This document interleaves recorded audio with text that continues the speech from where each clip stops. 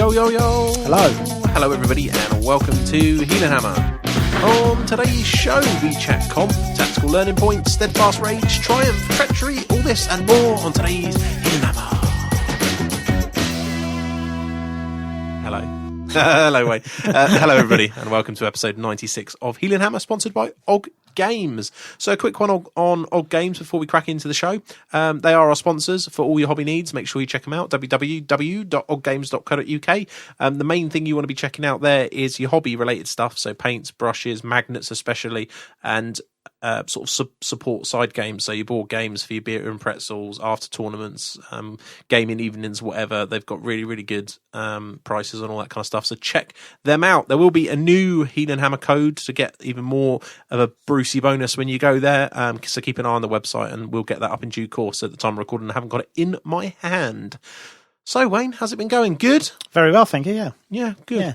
Well, I've had a good week this week, Yeah, good. Well, we'll find out, won't we? So let's get into the news. Coming to you live from Portsmouth, this is the Heelanhammer Network News. Okay, so the news. We've got White Dwarf in our hand from this month. It worked out quite well with the recording. Triumph and treachery. What do we think? I like the idea of it. I think... what is it, first off? Explain to thy listeners. Basically, it's a new supplement for Warhammer, and it's where you can play multiplayer games with mercenaries, and there's a few tricks in the sleeve of cards that you can kind of pop out during the game, which creates a bit more fun in the play. Oh, good.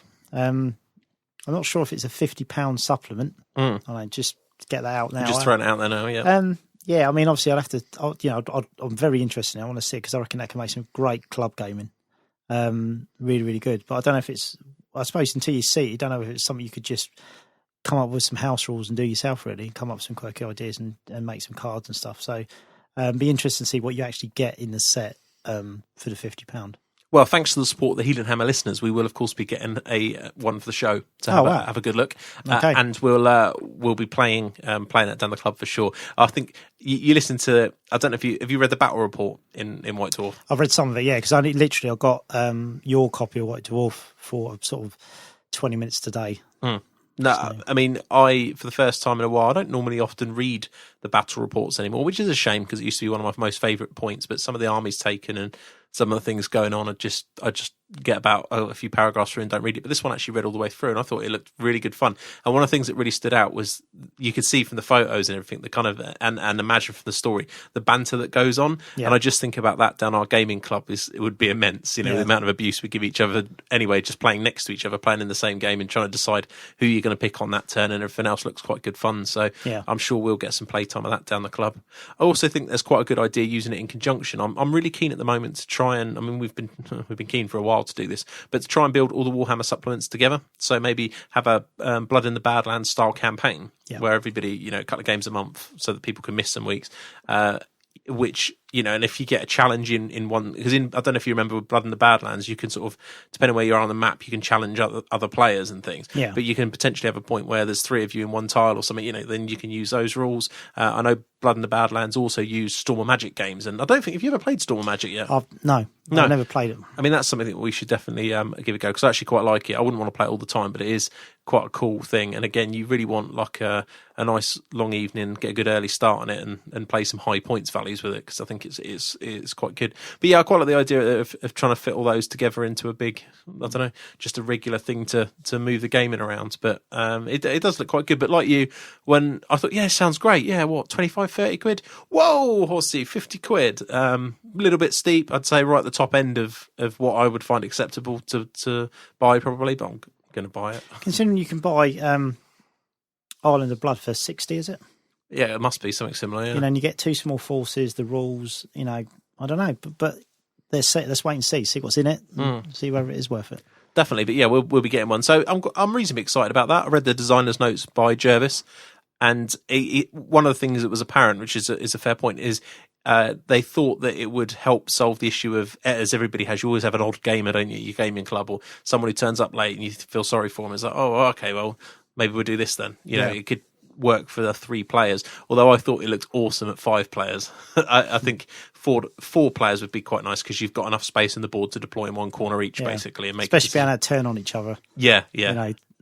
Because at a club, like, in the club environment, you're just going to get that all the time. It just makes for brilliant gaming. Yeah, it would do, especially with some of the armies like the Skaven and the Dark Elves, very sort of inbuilt in their treachery, I suppose. Even the Lizardmen, they wouldn't care. I don't know if there's anybody. Is there anybody it wouldn't make sense with? Maybe High Elves. Are they respectable enough not to turn the back on other people? Wouldn't. I mean, no. But once they've decided something, they stick to it. Don't yeah, they? This is it. But I suppose they could take slight during the battle against someone, couldn't they? You know how sort of pompous they are. Yeah, and they have disdain towards war machines. You know, their High Elf brethren start shooting people like. Behave, son. You know, I don't know. There's some good things, but I think that's player choice, isn't it? You can choose to play in the spirit of your army, or you can just go. There's a rear charge there, I'm having it. You know, whichever. So yeah, it did seem... the thing where the Bretonnian bowmen soften up an enemy, and then you know the High Elf cavalry charges in to finish off that. You know, Bretonnian Lord takes offence to that because that was his glorious moment. And then charges them in the rear. Exactly. Or just a portal appears, and I don't know. Get a portal. You can justify it whatever way you want. So yeah, that does look quite good fun. Looking forward to playing that. Despite the price, I'll be buying it.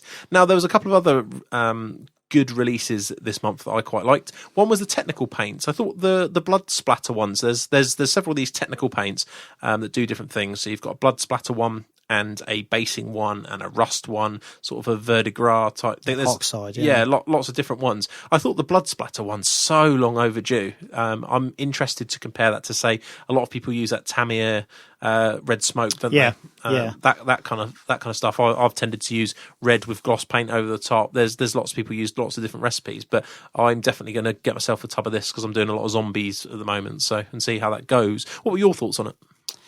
The oxide one, I don't like that look anyway. The blue on the kind of bronze and that. I don't know. It's one of the things that when it's done by Golden Demon Paintings, it looks amazing.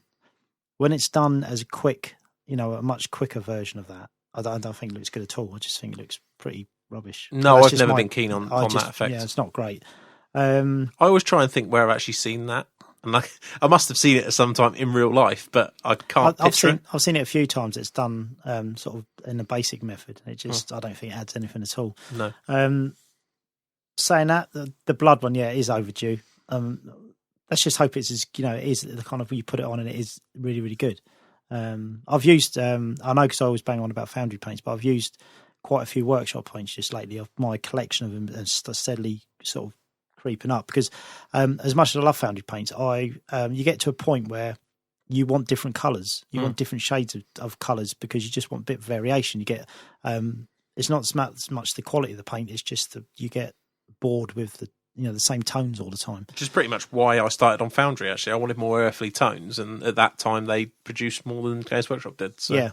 So I've started, using a few more workshop paints, and it's nice having used like the purples and the blues just lately, and it's nice. The one thing I always find about the Games Workshop paints in the current range is that the coverage is some of the best out there, and I think that's when you're army painting is quite a big deal.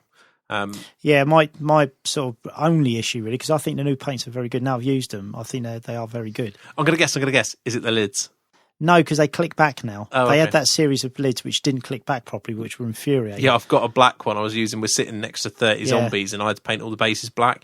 And my metallics are all still like that, and it winds me up. I hate that. But no, the newer paints I've got, obviously they click back. No, it's the amount of paint. It's the amount of paint. You get very little paint for your money. I just think it's when you consider other companies, the amount of paint you get for your money. I think that's the thing that really narks me. It's just that I'm not going to go into big workshop bashing because I think I love workshop. I think what they produce is amazing. We've said this many, many times, and if it wasn't for them, we wouldn't have Warhammer. I just think they could live. There are times where they could give a little more. Yeah, they're right at the top of acceptability. I think sometimes. Yeah, it's kind of like they really, really are squeezing everyone. They give you the bare minimum for the most money. But despite the quality is good. The quality is amazing. There's I'm not saying it isn't. It is amazing. They are the best at what they do. There's no doubt about it. I mean, the money they pumped into plastics, when they make plastics now, is incredible. Absolutely incredible. By far the market leader. If you put anything else together that isn't a workshop one, you realise that it's as simple as that, and that's fantastic. To have that kind of brand. They are the best. But you pay for it. And they know they're the best, and they make sure you pay for it. So but it's just one of the things. We're still going to buy it. Don't stop you buying. So overall, some really good releases again. I thought it was actually White Dwarf was the best one I'd seen. Don't get me wrong, I'm not going to say it's harking back to the old days where I used to love it, but it certainly was good this month. I thought it was okay. I read the battle report. I read several of the other bits and pieces. Some of the new articles with the technical painting being done on it from the not technical painting, but the technical pots of paint being used and demonstrated, I thought was quite good and had a good read of those. And I'm looking forward to trying out some of them. Some of the techniques looks interesting as well. So the paint of the basing paint that cracks. So there's this one where you slap it all on and it cracks. I know you've mentioned you can get spray paints that do it, but this is actually a paint on thing. Yeah, you put this on quite thick. Yeah, you can get like different textured paints, like from B&Q. You can get one that looks like suede. When you spray it on, it's kind of sort of almost got like a hairy finish to it, and then you can get one that cracks and stuff like that. So basically, it's like a take on that. But obviously, this one you just paint on and it cracks. It looks very fine, the cracks. But I suppose maybe if you paint it on thinner, the cracks are more prominent. I don't know, or the thicker it is, it's more prominent. I suppose you have to play around with it. But limited use, Yeah, I'm not sure I'm going to be using that one, but I did think that was cool, and I like. Yeah, it's a great idea. It's a great idea. But 2 key players, I love it. Maybe chaos players if they wanted like a blasted waste kind of look. But that's about it, really. Yeah, but overall, I thought White Dwarf was okay this month. So if you got a subscription, hopefully you'd be fairly pleased. So that was good. And the other thing that was out, which was probably the main release of the edition, was the second wave of Dark Elves. So you had the Blackguard, the Executioners, the Warlocks. A lot of talk over the internet about whether the horses on the Dark Riders are particularly good. There's comments in the White Dwarf about the designer's notes about how he decided he wanted them to look a bit sort of worse for wear. I don't know if he wanted them to look kind of like Bugs Bunny, but I don't know. I still quite like him, and I'm really quite a big fan of the Blackguard. I like the stance. They look kind of like that.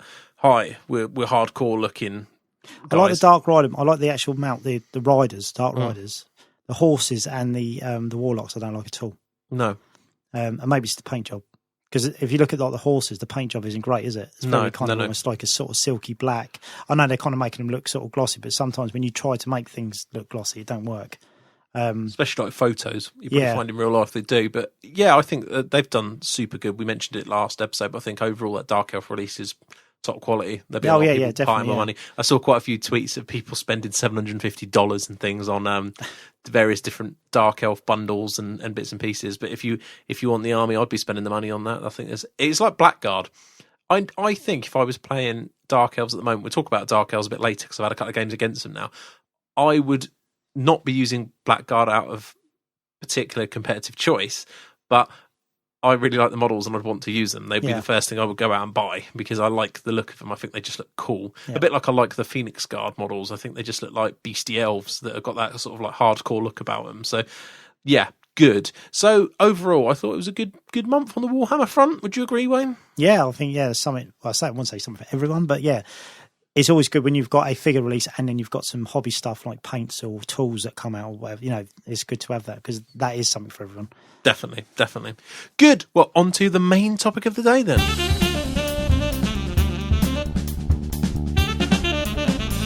Okay, so the main topic of the day today is all about comp. So if you don't know what comp is, A, where have you been? And secondly, it is a composition, it's short for.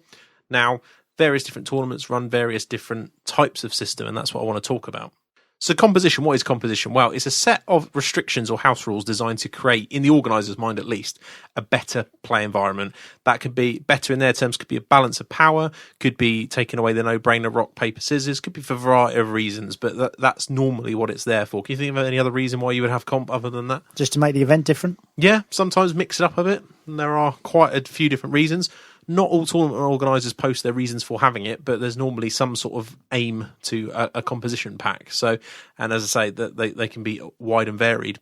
So comp, there's 3 different types. I'm going to run through them now with Wayne and just have a chat about each one individually, the sort of pros and the cons. And you may have heard of some of them, you may have not. If you're new to the whole tournament thing, you might not have heard of this. So the first one is soft composition. Now, this is something that used to be widely used when Wayne and I started on the tournament scene back many moons ago, widely used in England, and then it sort of died off. Probably not that long ago. I mean, I'd probably say I remember the last time I was using it was probably 2009, 2010, something along those lines. It's really fallen away since 8th. Yeah.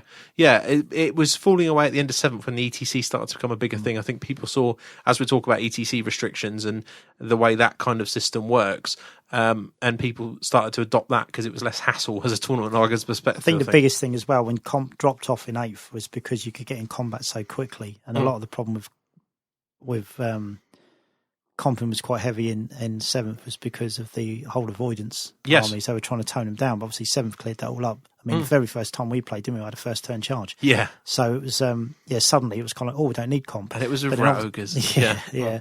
And obviously as the game's progressed and more very hard combat books have come out, obviously comp is, some people think that is really, really needed to stop these kind of, for example, Chaos Warriors smashing people off the table very easily. Yeah, I mean, I suppose we should say for new players that if you haven't spent any time on the internet, it wouldn't take you very long to see that there's a massive divide of opinions on this. And it's one of the reasons I wanted to cover this today is because we haven't touched on it for a while, and a listener asked me about my opinion, and I'd seen a lot of talk on, as usual, online about this.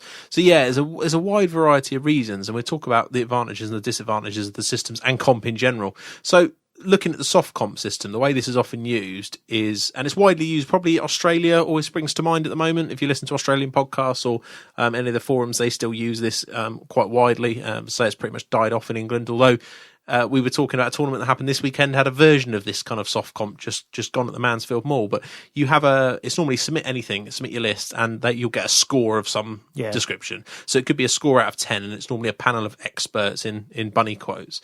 Now, they did mess that up this weekend. Well, the Mansfield Mall, yeah. It was the scorer was a joke. Anybody from an outside perspective that had a look at, I think, was having a bit of a chuckle about some of the scores that came out. Some of this there in there that scored high.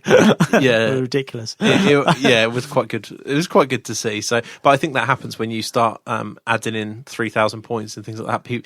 People's knowledge of it just seemed like all the lists came in and whoever was marking them just went, I can't be bothered. Just give them all the 5.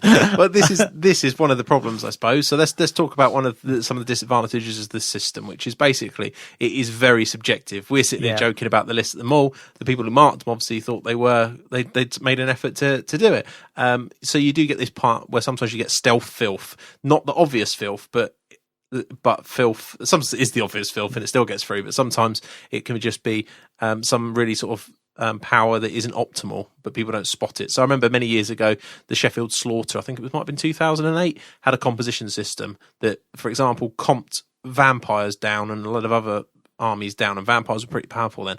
I took them, tried to take my normal list, didn't adapt to the comp systems, is all I had painted, did rubbish. Rossville turned up with a unit of something like 4 Blood Knights and a Blood Drinker Vampire and some other small thing, and just destroyed everyone and won the event of the weekend. And his list, when you look back, where everyone looked at it afterwards, like, actually that's really hard, but you don't think about it going in. Whereas I got mine sent back because they felt it was too powerful, and I finished like 40 something and felt like I couldn't compete in some of the games, and he had a list that sailed under it and won the event. So obviously he was a better player than me, but that aside, it's all list. That aside, it goes to show you sometimes that does happen. And the other thing you get, of course, is you can't help.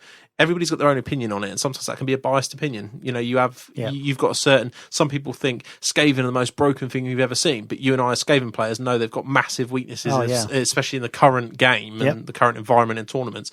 And you and I both know the weaknesses, but if you've got somebody who hasn't been playing in that environment, say the last 3-4 months, well, say 3 to 6 months, they're in their head, Skaven is still broken. Everything that comes through is going to get a massive comp hit if it's the normal kind of list. They're thinking, I've got no hope if the guy's got a unit of Skull Crushers, let alone 2 and a Demon Prince. So it is very, very subjective. Quite often you might find as well with these systems, they try and average them out by knocking the top or the bottom score off or something along those lines. Like all of these systems, none of them are perfect, but this one is quite widely used, and I think the reason is because the advantages are also quite high. As we find out with the other systems, some of them are a little bit restrictive in terms of people like you, Wayne, who've got an idea for a list. They say, right, I want to take my Throt list, and I'm going to have 2 Abominations, but I'm going to have nothing else, or I'm going to take 2 Walk Lightning Cannons like you did with your last list, but nothing else that was competitive in it, or something like that. Yeah. And under this comp, you can, and people should, in theory, be able to recognise the effort and the concessions you've made to get the list, and you get a reasonable comp score. That isn't always the case under some of the other ones, as we'll talk about. So in theory, there is an incentive as well for you to take a soft list. Yeah. So they're kind of the ups and downs of that particular system. Have you got anything to add on the soft comp? I think it's very tricky in the sense that if once you start coming away from the kind of straight out of the rule book, one, you've got to have people that really know what they're doing. Thankfully, most of the UK scene, the people that mark and list do know what they're doing. But then you've got, I just think it's a big can of worms. Comp in general is just a big can of worms because it doesn't really make that much difference, I don't think, because the good players will always be the good players, and they'll find some way around it. They'll find something that they can adapt to, or the whole idea of, because something isn't the optimal list, they think it's fluffy. It's not. It's just different. It's just different. It's still hard as nails, but it's just different. It's just not what you'd normally take. I mean, we've seen loads of talk on on Twitter about the different mall lists, and so the Mansfield Mall this weekend. But I took quite a fluffy list, and it's like, no, you're in dreamland if you think that's fluffy. It's not fluffy at all, not by any stretch of the imagination. It's just different. Yeah, So yeah, obviously you got the perception of when people say, "Oh, no, that's a different list, isn't it? That's that's really, really different." Yeah, but it could still be like rock hard. So it's also in the context of what everyone else has got at the same time. I think that's the biggest one, isn't it? If everyone else has got suboptimal lists, is your list actually top of the suboptimal lists? But that's the skill in those kind of events for a tournament player is breaking that system. And this is exactly what you were just saying with comp. Is the competitive players will always still break the system. And I thought it was an interesting thing listening to Tim Fisher, who is a long-term player. I remember him playing on the scene when you and me started. Yeah. And his opinion was, over the years, it doesn't matter what you do with comp, people will always try and break it. So he didn't put any in. He said, bring what you want and we'll just see what happens. The competitive people will always still try and break it, and the people who don't want to will still turn up for a fun time. So, and I kind of like that opinion. So, and we'll talk about no comping in a little bit as we work our way down. So, I'm going to pick up on something you said there about the fact that people work out the system and try and break it and get on there, and that brings me on to hard comp. Now, hard comp we're not talking about how hard the armies are sort of comped down in terms of being tight restrictions. We're talking about the format. So hard restrictions such as you may only take one warp lightning cannon. So this kind of started off with the ETC restrictions, really. That's the first time it hit the UK scene, at least, was that you had people saying, right, for Skaven, you can only take one warp lightning cannon, one abomination, no more than 3 warlock engineers, that kind of thing. Really straightforward, bing.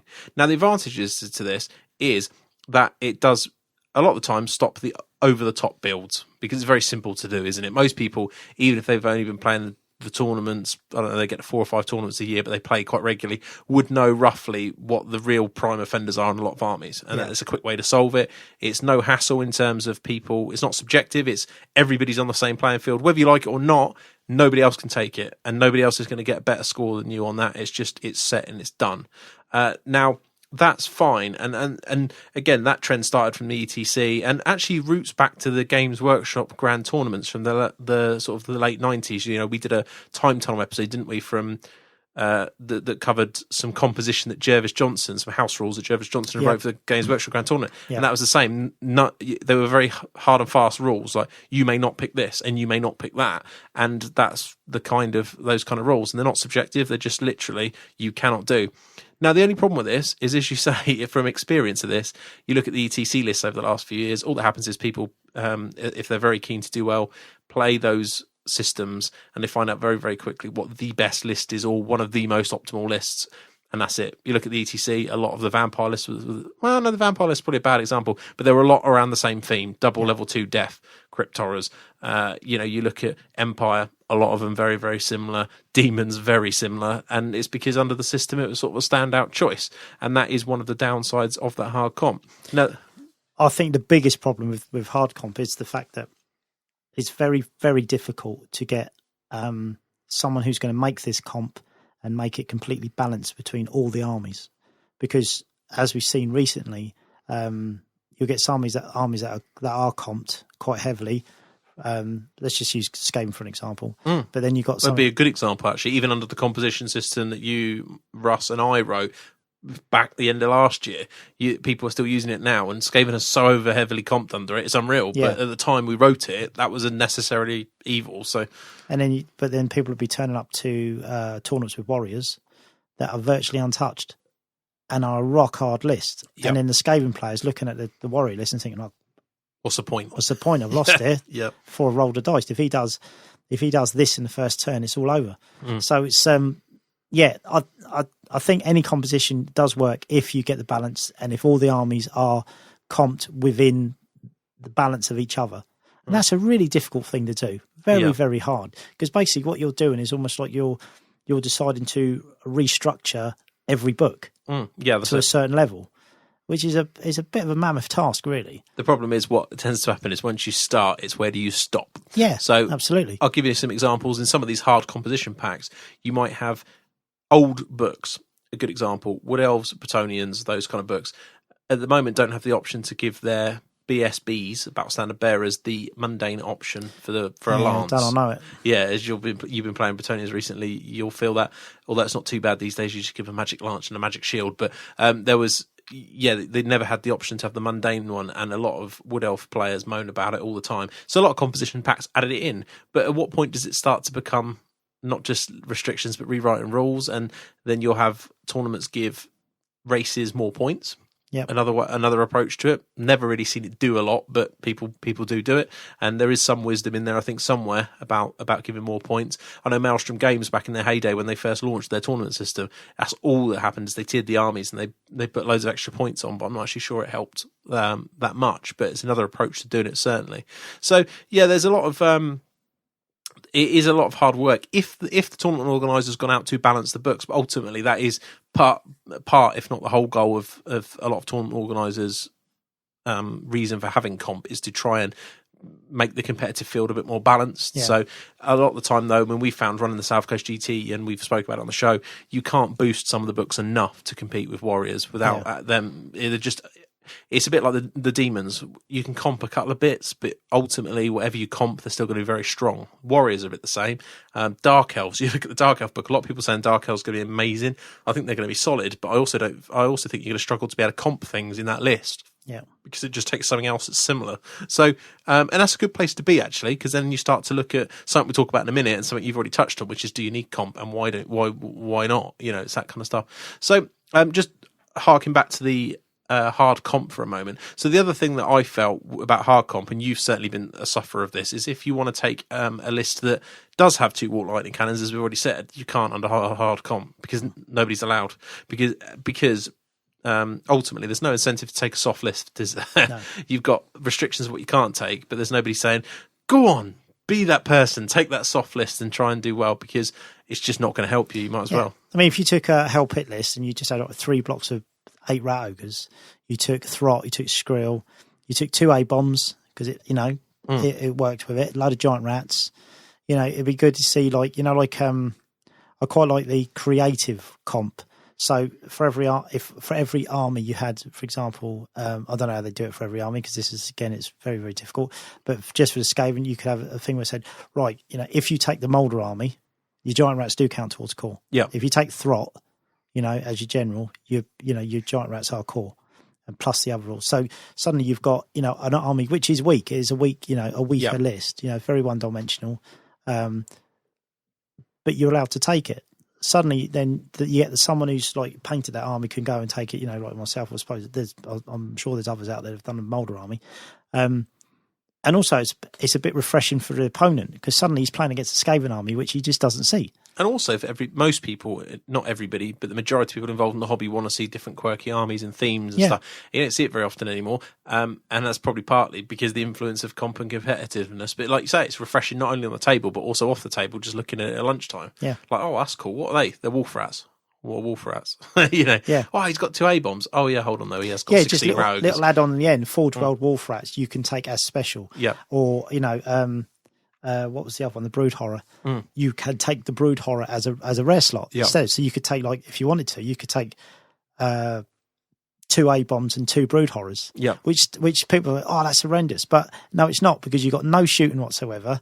Your magic, because you're taking Throt, the most you'd get in is a grey seer. There's nowhere to put the grey. If you go pure moulder, there's nowhere to put the grey seer. No. Yeah, he's gonna get tracked. He's gonna get hunted down. I always hark that back to the kind of, you look at Lizardmen list. Lizardmen have been able to spam Stegodons since 8th edition's come out. Has anybody done it? Couple of people. Where have they finished? Nowhere. Yeah. It's not that great, and it would be the same. It comes back to that whole one-dimensional lists don't tend to do that well unless you're a Warriors player, in which case, no, it's just, I'm being a bit facetious, but yeah, a lot of the time they don't tend to do very well.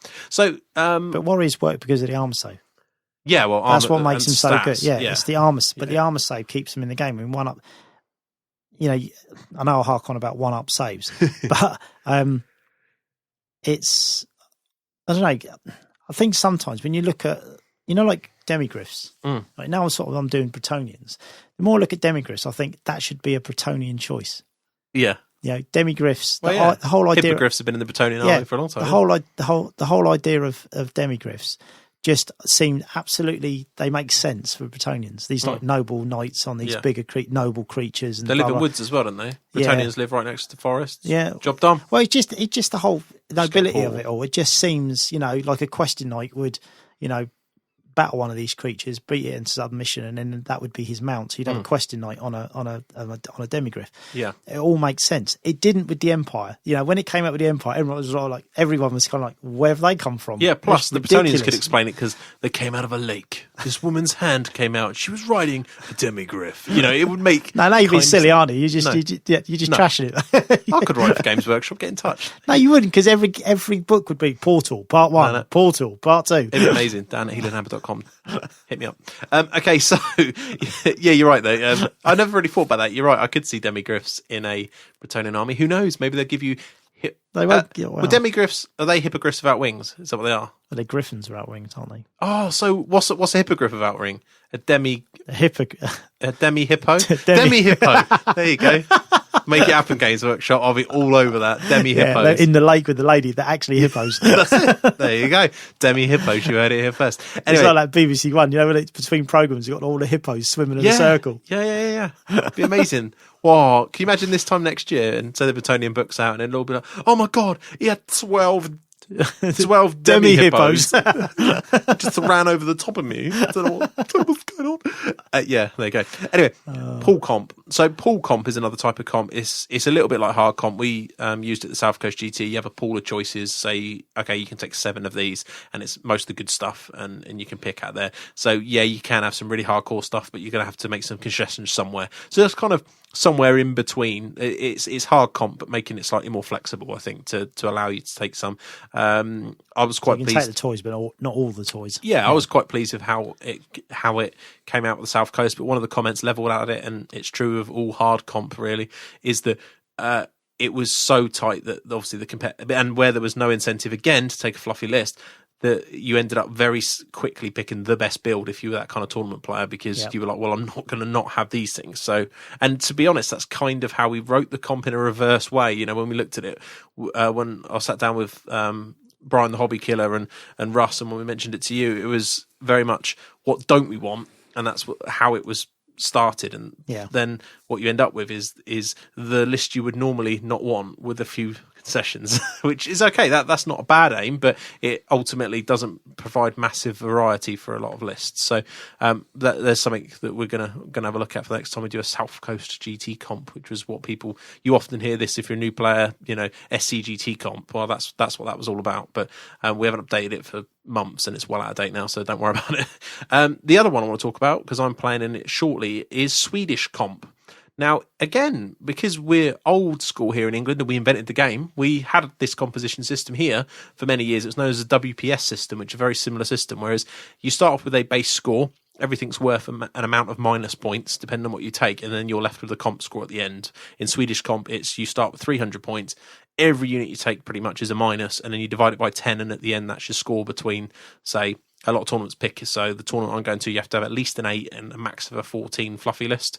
And the difference between the points is victory points on the 20-0 scoring system. So if I'm on an 8 and you're on a 12, you start 400 points up on me on the victory point scoring system. So it's quite it's quite an interesting system that's got a lot of pros and cons. For me, the biggest con of it, or the biggest disadvantage, is how complicated it is to read it. I'm a simpleton, so when I play Warhammer, I just want to go, what can I take? Oh yeah, I want to see it like that. You know, when I see a comp pack, we spoke about this for Blood and Glory, I felt it was a little bit too complicated in terms of see Appendix D6, page 46 for the answer. I just want it to be in front of me all the time. And with Swedish comp, it was, here's a Swedish FAQ, here's a comp pack that's like 19,000 pages, and here's our rules pack. And I was like, oh, too much. I just don't want it. I want to see it in front of me. And that was that for me. When you start playing with Swedish comp, it's actually very simple. But it's still too much flicking. Like when I write a list on my Quartermaster app on my thing, I'm sitting in bed, knock this list out, great. Then I've got to go get a pen and paper and the Swedish comp and go through it all to... So it's the process of calculating the list. Yeah, and it just... If I was a tournament organiser, I wouldn't want to be anywhere near trying to mark that on top of marking legality of lists. So that's another problem. And a few people on Twitter, I put this out there for Twitter to tell me a little bit about comp, and a few people who have played under the system I haven't yet, so I've got to bear that in mind. Saying that they feel that some things are still wildly imbalanced. I mean, High Elf players were literally crying out of their Banner of the Well Dragon, mopping their tears up with it because they won't have it in their armies. So, because it's so hard comped under there that you just could not get a list with it in if you wanted to sort of be competitive, apparently. Although the Swedish Masters, I believe, reading someone, was won by a High Elf player. So it just goes to show you different opinions, different scenes, tournament scenes, different things are seen as hard and different things are proven as being good. So interesting. But again, it's something different. It's another type of comp. It's another system I haven't played under, so I'm looking forward to that.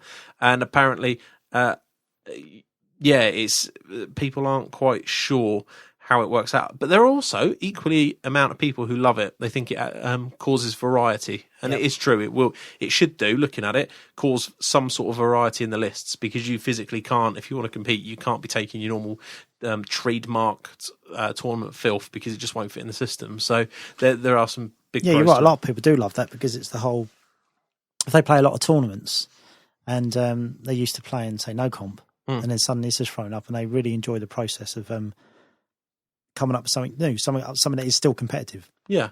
That's under a comp which was maybe seen as quite a hard comp, and especially when you get people that moan about saying, "Oh, you can't make this list competitive," and then someone does it. Yeah. There's a big kudos for that person, because they're kind of like, well, you can do it. You just got to think differently. Yeah, well, you can't use any of your normal units. You need to build it from the ground up. And there's actually the one thing I do like that's compelling about this particular comp is that it's made a few bloggers and different people go out there and write guides on how to write lists, as there seems to be varying different thought processes about how you go about writing the best list under this comp. Some people say take your tournament army, trim it down, see how it fits. Some people say write a brand new list from the ground up. Some people say analyze the maths. There's a lot of different ways of looking at it. And there's this tournament, I think we're going to this Beyond Supremacy, awesome name by the way, at the end of November, is 100 odd players, and it'd be interesting to see how the top lists were came about. Was it just, well, this is what I had in mind? I mean, mine is very simple. It's, I've got a rough list. It fits under the comp. I can change a few things with minimal painting, but it forces me to paint something new for it, which is always a good thing. And that's what I'll take. Some people might have the whole model collection in the world and decide to literally build the best filth they can fit in. But I think that's the same with any composition system in any tournament. There's a lot of different motivations as to why you would take something. So, interesting, that one. You haven't played under Swedish comp, have you? No, I've never played under Swedish comp. Obviously, you played under the WPS system many moons ago. But that I think that got dropped in the UK for a similar reason. Again, part boredom, part complexity. People just couldn't be bothered with it a lot of the time. I remember reading the rules pack for it in early 2000s, was it? And it was literally like the Swedish comp is massive thick. This is before the days of everybody having tablets and PDFs. So it makes me sound old, doesn't it? This was before the days. John Dow wrote that. He might have done. It might have been him, and maybe John Snape, actually, who's part of the War Machine community these days, podcasting himself. But I have a feeling he might have been. I'm pretty sure John Dow played quite a major part in that. And that was a big, thick document. And again, it was good for its time, but soon sort of like the things moved on. So let's talk then about no comp, which is the other way of doing it. Now, no comp has a massive fan base, the same as comp has a massive fan base. Massive polar opposites. You'll never get people to agree. As always, I kind of sit on the fence a little bit with this, because I like playing both. I like the variety. What let's talk about no comp then. So it's exactly that. There's no restrictions. Bring what you want. Just play out of the book Rule-hammer? Out of the rulebook Warhammer. Now, there's a few well-known and documented disadvantages as seen in the eyes of the comp lobbyers, basically, which is there's a possible imbalance of rock paper armies. So you end up with the warriors list that is what we call the net list, which is things like 2 Bloodcrush units, a Nurgle Demon Prince, fill the rest, that kind of stuff, versus a Wood Elf army. Doesn't matter how many shots you've got, you are going to get run over. Okay, so there's that. It can lead to very rock, paper, scissor games, rock, paper, scissor, Spock. Is that the other one? Don't know. Anyway, however you want to play it, you can end up with the old, your Vampire Lord just got dwellers that have a unit at the back of the board, you've lost. Now, again, there's lots of things to say you can minimise that, but ultimately, sometimes you just cannot. It happened to me at Blood and Glory, didn't it? Yeah. So, it did happen to you, yeah. And 3 characters, 1 spell. Yeah, and again, people will say you shouldn't have had all 3 characters in the unit, but what if you only had 1 and he happened to be your Vampire Lord? And that was turn 1. It happened to me with Final Transmutation, Battle Standard, on a game where it was all about the Fortitude. Battle Standard before I moved was Final Transmutated. That's no comp for you. And yeah, the other normal concerns, which is things like massive units. What happens if a guy turns up with a ridiculous sized unit of 100 slaves, 2 times 100 slaves? What kind of game does that do? Or my favourite, 5 to 10 15-point warlocks that nobody's done. Why are you not doing it, people? One day, Dan. One day. One day I will do it. There's a lot of these things. Now, all that aside, I personally have no issues at all with playing no comp, and I don't have a preference. Surprisingly, it might surprise you to know I'm sort of on the fence with this, but I kind of like both. I mean, the advantages are also good. You can take anything. It's very good for new players who are entering the scene, because if you're a new player coming in the scene and someone tells you, "No, mate, that's filth," you're just going to go, "What? What is this? What do you mean I can't take it? You don't know what you're talking about." The fact is, these people telling you can't take it, I do know what they're talking about. You don't. You're a new player. Doesn't matter how many podcasts you think you listen to and the rest of it. The chances are, on a major tournament in anywhere in the world, these people have more of an experience and a basis to make these compositions than you do, regardless of whether you like it. However, that's not good I don't think that's conducive necessarily to getting new people on the scene. You need a balance of these things to get people into playing Tournament Warhammer. Now, depends what kind of people are coming onto the scene, though, isn't it? If you've got, say, people that have, like our club, we're lucky in the sense that our club has got a very kind of hobby gamer feel. Yeah. We have got, competitive players within our club, but even they, play kind of hobby. Even the style of game we play is a hobby game, even with the harder lists. So if we've got players that are coming up through the sort of, if you like, through the ranks of our club, they know how they should, 1, conduct themselves, and 2, the most important thing of Warhammer is having fun. Yeah, building your list, having fun, trying out new things. But what if that wargamer is the guy, the Wayne Kemp, the one that's got 2 A-bombs in a Molder list, and that's what he's been painting for 12 years? Turns up to an ETC tournament, gets told, buys his ticket, pays his money for his hotel and everything. All right, you should have read the rules pack first. And then he looks at it and he's like, "What is this? But my army is junk." Yeah, but probably bad example of that, because obviously he would know what he could take before he went to a tournament like that. Yeah, you would hope so. But if you're a brand new player, you might think, "I'll skip that tournament." And he might miss out on a great 100-player event that all his mates are going to, because he doesn't want to go to it because of that. And that's his choice. But then the flip side to that is there are so many tournaments now that are all doing different things. There is something for everyone. 100%. And it's very much like, I really don't understand when people read a comp and then moan like hell about it, and then they've got no intentions of attending the tournament anyway. So, the worst one is the ones that still want to go.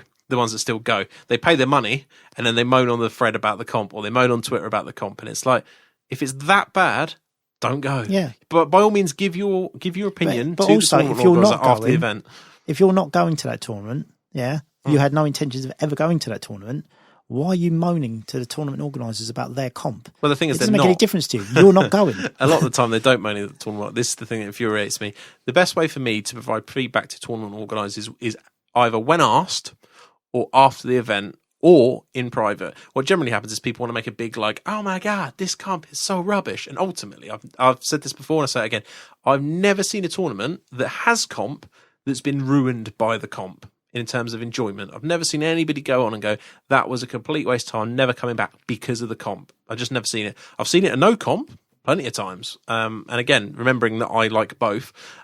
So there's an argument. But yeah, it's the ones that do it for sort of almost just for the sake of it, just moaning. It's like, look, if you don't want to go, don't go. You can email the tournament organizer and say, look, I would have loved to come. I feel these are some holes in your pack. There's no point going on Twitter and just venting about it. It's not really conducive. Or the worst ones, as I say, the serial offenders, quite a few of them are the same people that in the UK scene this is, that they'll go on, they'll buy their ticket, and then they'll take to Twitter or Warhammer forum to moan at the people about it, just moan generally. It's like, well, play under it first, see what everyone else can take. I mean, it's that whole thing where people say, well, you don't need to smell poo to know that it is poo. You know, it's that kind of thing. Yeah. But it's like, so sometimes you just need to go and see if it really affected you, whether it was really worth getting your like knickers in a twist about it. So, I don't know. It touches me here. It upsets me massively. Yeah, but that's because we're tournament organised. Yeah. So it's kind of like you do take it personally because you think anyone that runs a tournament knows how much goes into it. Mm. You know, what the people see at the weekend is just the surface. What goes on right up to the point that you play, the build up, everything, behind the scenes. It's a lot of time, effort and money. And then the last thing you want is kind of people that have read the comp pack completely, hate it, and still pay their money to come, and then moan the whole weekend. It's just like, what are you doing? Is your life really that? Is your life really that rubbish that you've got nothing? You hate the comp. You've moaned all weekend. Wouldn't you rather be somewhere else? Doing something else? The counter argument from people normally is that all their mates are going and they want to go and they should be able to, vent. Well, it's like, okay, we'll do it, your mates, whatever. You don't need to do it on the tournament thread where people are looking for information. They don't need to hear it. Anyway, we could go on about this topic for ages. Well, no, just let me. Go on, Wayne. Go on. You say what you mean. If something happened during a tournament that was kind of like handled really badly, there was an incident, it was handled really badly, it kind of ruined someone's weekend, then I get it. I get why they're venting. I understand that. They could go to tournament organisers, ask why it happened. Maybe they didn't get a satisfactory answer, and then they go on to talk to other people about it, whether that's through social media or whatever. Right? I get that. Right? They've got an issue, it hasn't been resolved, and it's something that's kind of surprised them. Right? What I don't understand is you know exactly what you're getting into to the minus, the finite detail, right? You know exactly what you're getting into, and yet you whine all weekend about it. You pay money to come, and not just for the ticket, but for the hotel, your food, your drink, whatever else you do, and then you moan about it all weekend. It's like, seriously? And it, as I say, I've got no issues with providing feedback. I think that needs to be done. I always think it's better done after, if you've attended. If you haven't attended and you're not going to for a reason, I think there's better ways to do it than just posting comp's rubbish on a thread. Where a tournament comp's rubbish, I hate it, here's my money. Or just comp's rubbish, I'm not bothering. It's like, can I have 10 tickets, please? Like, let's provide some feedback, boys. Bizarre. Anyway, we could go on about this for ages, and there's people. I know. I'm just going to wait. Don't be that guy. How many times I've said, do not be that guy that listens to this show and tweets me with your opposite opinion of why I'm wrong. I know you disagree with me. I know, and I accept your opinion. No, you don't. That's it. Do not be that guy. That's why you're telling him not to, because you don't want to hear it. I bet by doing this now, there's going to be some joker, and you're the other guy that has now tweeted me because of this. But yeah, look, it's just an unfortunate pet hate of mine. It's my right as a taxpayer to be able to moan about pay to contemplate. We're English, goddammit. Yeah, we love to moan. But yeah, it's just we're going to get trolled now. Yeah, we are. Maybe I'll cut this out. But yeah, unfortunately it's one of these things that I don't like about. But and this is all to do with comp. You can just see Matt Hill just limbering up right now, can't you? just getting ready to troll you. But yeah, overall, and this is the thing, bringing it back to comp. Again, when you look at the people moaning, it's always about comp. It's very rarely it's that, or it'll be painting scores after the event. That's the one that's in vogue at the minute. Is have a moan about painting scores after the event. But generally, if you looked over the years I've been doing this on tournaments, the outstanding majority by a mile of moans with players, whether it's on Twitter, the Warhammer forum, with their mates, the club, the whole weekend is about comp, and this is why it's such a big thing. So let me just bring it all back and let's finish this off then, Wayne. What is your preference? Go on and hit me with it. What do you like to play at a tournament and at your club? How long's a piece of string? I'll prefer variety, to be honest. It depends what mood I'm in. Sometimes I like to play no comp at all, and sometimes I like heavy comp. So, but you just said it, variety. I like variety. That's what. Yeah, it would be a sad thing if all tournaments were the same. Yep, and a lot of people on Twitter, I would say newer players. All right, they've probably been around 3-4 years, but newer players to the scene. I've seen a lot of tweets this week. Oh, you're not going to be one of those. Someone tweeted me about some comment I made. So, no, you're not going to be one of those no comp broken record players. I'm like, no, I like. I'm exactly like you. I have no preference. I don't like being told that I can't take something. Nobody does. Right? Yeah. Nobody does. You wouldn't like it if you're taking a fluffy list. I won't like it if I'm taking a power list. No one likes being told. But neither of us will want to sit opposite that net list warriors that we've just talked about and get run like you with your fluffy Skaven, turn up and get run over by the warriors because you can. Yeah. It's your choice to take that fluffy army, whatever, that's another scenario. But comp could ultimately help you avoid that position. So like you say, but at least you know before the event what you're letting yourself into. You can go to a no comp, or if you really had you go to a no compo, you really have a bad experience, you think this is rubbish, you don't go to that next one. The next one you go to is the most fluffiest, hardest German composition system where it's like a million restrictions and rules changes on top, just so you can, and you might have a better time that might be for you. How many times have we been to tournaments, right, where I've taken a suboptimal list, let's call it, and got run over the whole weekend, but I don't moan about the comp. No. And I don't, I never moan about the comp, and I don't moan about other people's armies. There might be certain like combos you think, wow, that's incredibly hard. But, you're not like moaning about it. It's just, it's just something you just can't deal with. Look at you, right? Hellheart. Right? Yeah. And then, but I always say to you, should have brought a harder list. Should have brought a better list. Should have brought a harder list. So it's down to me. Yeah. To come up with a list that's going to compete. Saying that, it would be really boring if everyone had the same Skaven list, everyone had the same Empire list, and so on and so forth. I mean, I can't speak for other scenes, but if I had to make a bet, I would bet that this was the case, is that all scenes go through this cycle of what's in vogue. I think prospective tournament organisers see one person doing it and think, oh, look, everyone's provided great feedback about doing no comp. At the minute, we're on a no comp kick in the UK. That ain't going to last, I can tell you now. it will last for a while, and then people will get fed up with it, and then a single comp tournament will come along, and everyone will be like, oh my God, this is amazing again. Why are we ever playing no comp? It's that weird thing, isn't it, where it goes in roundabout sort of roundabout swings and roundabouts even. So, I like you, variety is Warhammer key. Players are fickle. They are. Fickle and moan. Yeah. Moan. We all do it. We all, Yeah, we all love a good moan. But comp overall, love it or hate it, it's here, and it's no more than bringing it back to that garage gamer. We're talking about it in a tournament sense because that's how the question was asked. But garage games would be no different. If you play down your local club and everyone plays on a 4-foot board with 1,000 points, 1,200 points, that's your version of comp, isn't it? Really, it's just it's no different. I remember when I first met. The thing is, on club gaming and garage gaming, usually you'll find that it's not the armies that are comped; it's a way of rules played. Yes, that's they'll true. say, I know it says it's in a book, but it's better if we do it this way because it makes the game flow easier. Yeah, or by consensus, it's played another way. Yeah, you don't get this kind of, like certain spells or something. This is major swing just off one spell. We'll play it this way. Like a lookout surf for certain spells or whatever.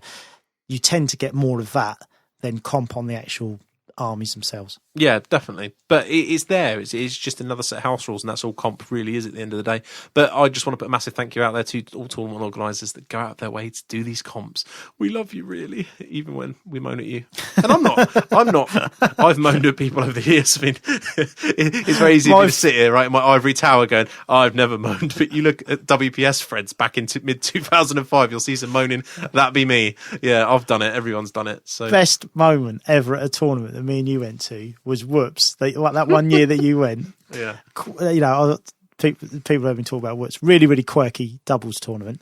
And you got... some say quirky, some say borderline insane. Yeah. And instead of embracing the quirkiness and just rolling with it, by the second game, you just looked like you wanted to go outside and thump a wall. Yeah, I had a sulk in one of the games and just went, this ain't Warhammer, I'm going to go make the tea. He stomped off. Yeah. It was like, there's all a whole room of hobby gamers and Dan's just like throwing his toys at it. Yeah. Like, do you know what? It was hilarious. If I did it again, I actually kind of fancied doing it again, but I don't know if your nerves could take it. Yeah, I don't know if I could put myself through it. But yeah, it's, again, my choice. I didn't go to Warhammer forum and moan about it. I went on a podcast. No, I didn't. But yeah, It's all good. But yeah, we've all. It was been a magic moment. I kind of looked up and I see that you proper thrown your teddy out of the frame, and you just stomped across the room, and I was just, it was the best moment that was. We've all done it, mind you. I watched you throw. Was it 3 artillery dice at the club the other day? You threw. Oh yeah, that's a point. My thing about club dice. I opened up my my rather nice dice bag. Thank you, Annie. Yeah. And I started getting some dice out, and I find. Maelstrom dice. Some Maelstrom club dice in there, which is obviously someone has planted. Yeah, your seriously most hated dice. Right? Yeah, because they are the bendest dice in the world. So I pulls out one. I was like, what's that doing? And I just threw it across the room, didn't I, to like a tub. I thought, I'm not having that. And then I get some more. And there's another one in there. So I threw that across the room. Yeah. And then the third dice I threw, my artillery dice, I think out of 6 rolls, I rolled 4 misfires. So I just lobbed that one as well. Yeah. But yeah, so whoever it was that stuck the club dice in my bag, I will find you. I will hunt you down. I have a special set of skills, many years training. Yeah. You've had a warning. I'm coming to get you. And on that note, I think that's probably the end of the comp. So hopefully you enjoyed that brief discussion on the different types of comp. As I say, if you're new to the tournament scene, it might have been useful. If you're not, if you're a tournament regular, you will probably agree with some of what we're saying, disagree, but that's exactly the point we're trying to get across, is that no one can agree on comp. It's love it or hate it type Marmite often in some cases, but ultimately we just want to see variety between the two of us, from our opinions anyway. So enjoy.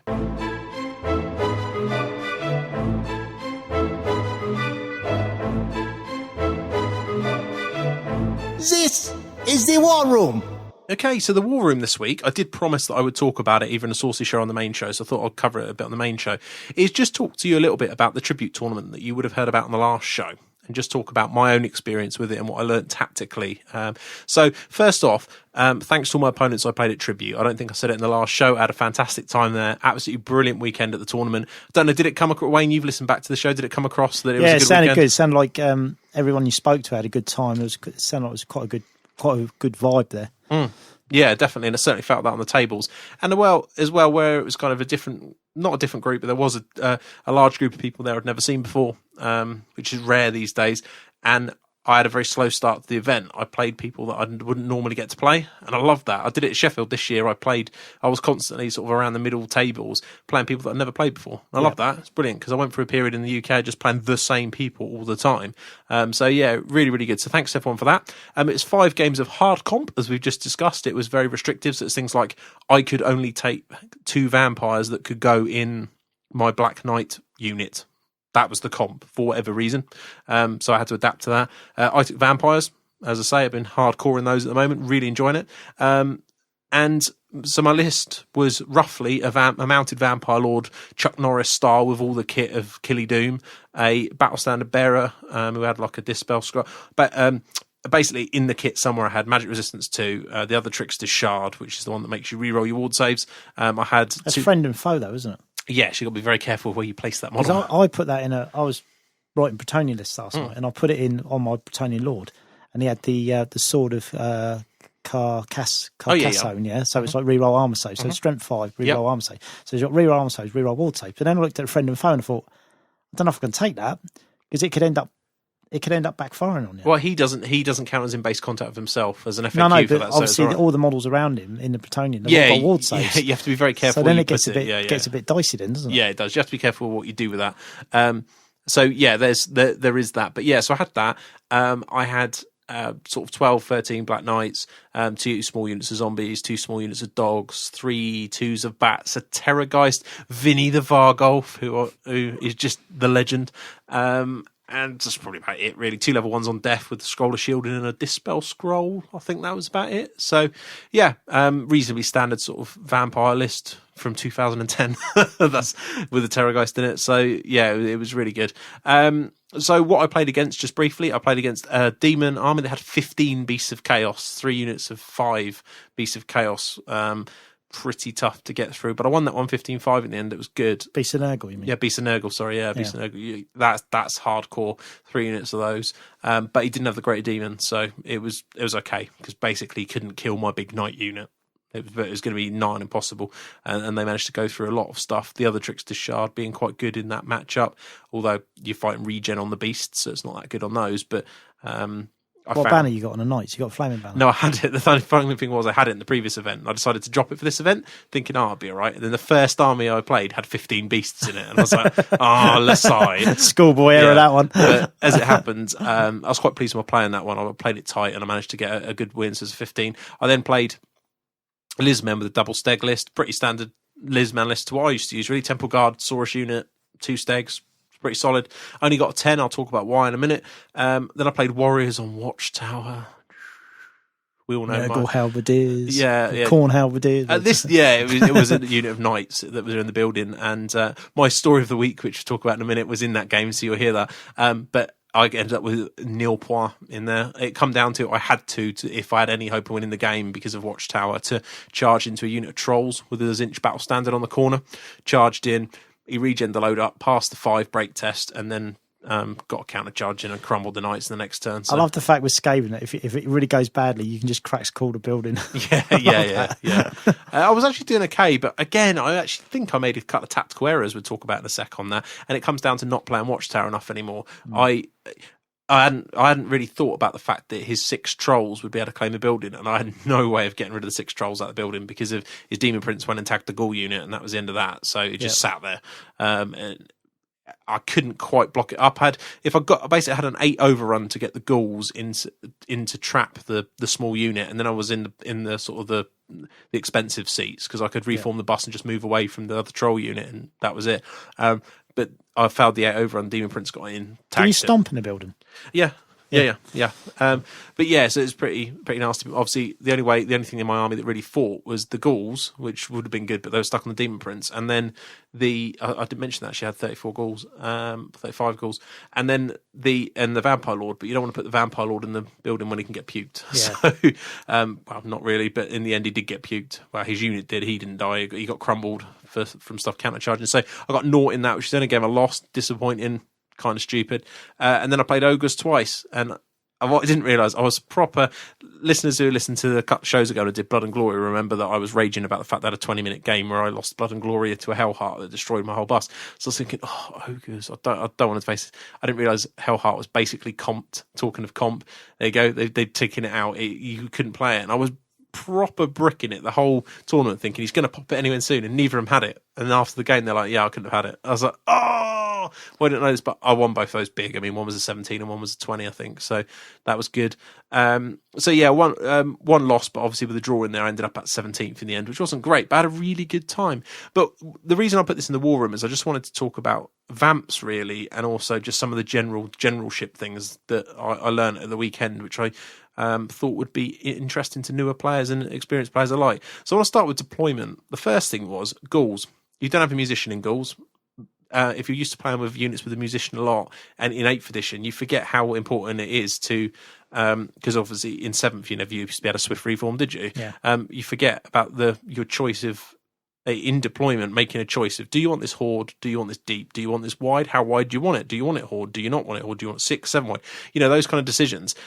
You kind of, if you play with musicians, you just get used to getting away with it. You can make the decision later. But with the Ghouls, you couldn't. I found quite a few games. I was ended up deep, and I missed the opportunity to really kill something. So I'll give you an example. The Ogre game, I thought, great, it's Blood and Glory. I'll deploy my unit tight. And I made it, not really thinking about it, I thought, brilliant, yeah, I can fit my Ghoul unit right on the, because in Blood and Glory, you have to deploy 9 inches in. So I thought I could just fit my Ghoul unit at the end of my battle line, that's fine. Hadn't really thought about the fact I really wanted them to be in Horde. So I set this beautiful charge up where he had a frenzied Stonehorn, or I think it was a Stonehorn, and I put a unit out there that if he failed his frenzy test on a 7 or whatever it was, he had to charge it. He failed it, had to charge it. Brilliant. The Ghouls could go straight into the side of it. But they're only 5 wide. So instead of having like 40 attacks or something stupid, they had like 16. It's a massive difference because you've lost that whole first round of attacks. Yep. All because I didn't think about it in advance. And it's those kind of things. And I've had it a lot recently with playing other things. I thought, actually, these are scary in Horde. Why am I not using them in Horde? But some games, like Warriors, you don't want them in Horde because if they can get too much on the footprint of your unit that just crumbles you out. So it's very matchup dependent, and again that comes down to knowledge of the matchups and just thinking about it rather than deploying them because that's what. And the other one is I got lazy. I did the typical wargamer thing where you've got them on a 5x8 movement tray and you just keep them on a 5x8 movement tray because that's what you got. Not it's that whole Doom Rocket thing where you you think your 20-man spear and bunker is a really good idea just to leave it there because you can't be bothered to string it out in a line. Yeah.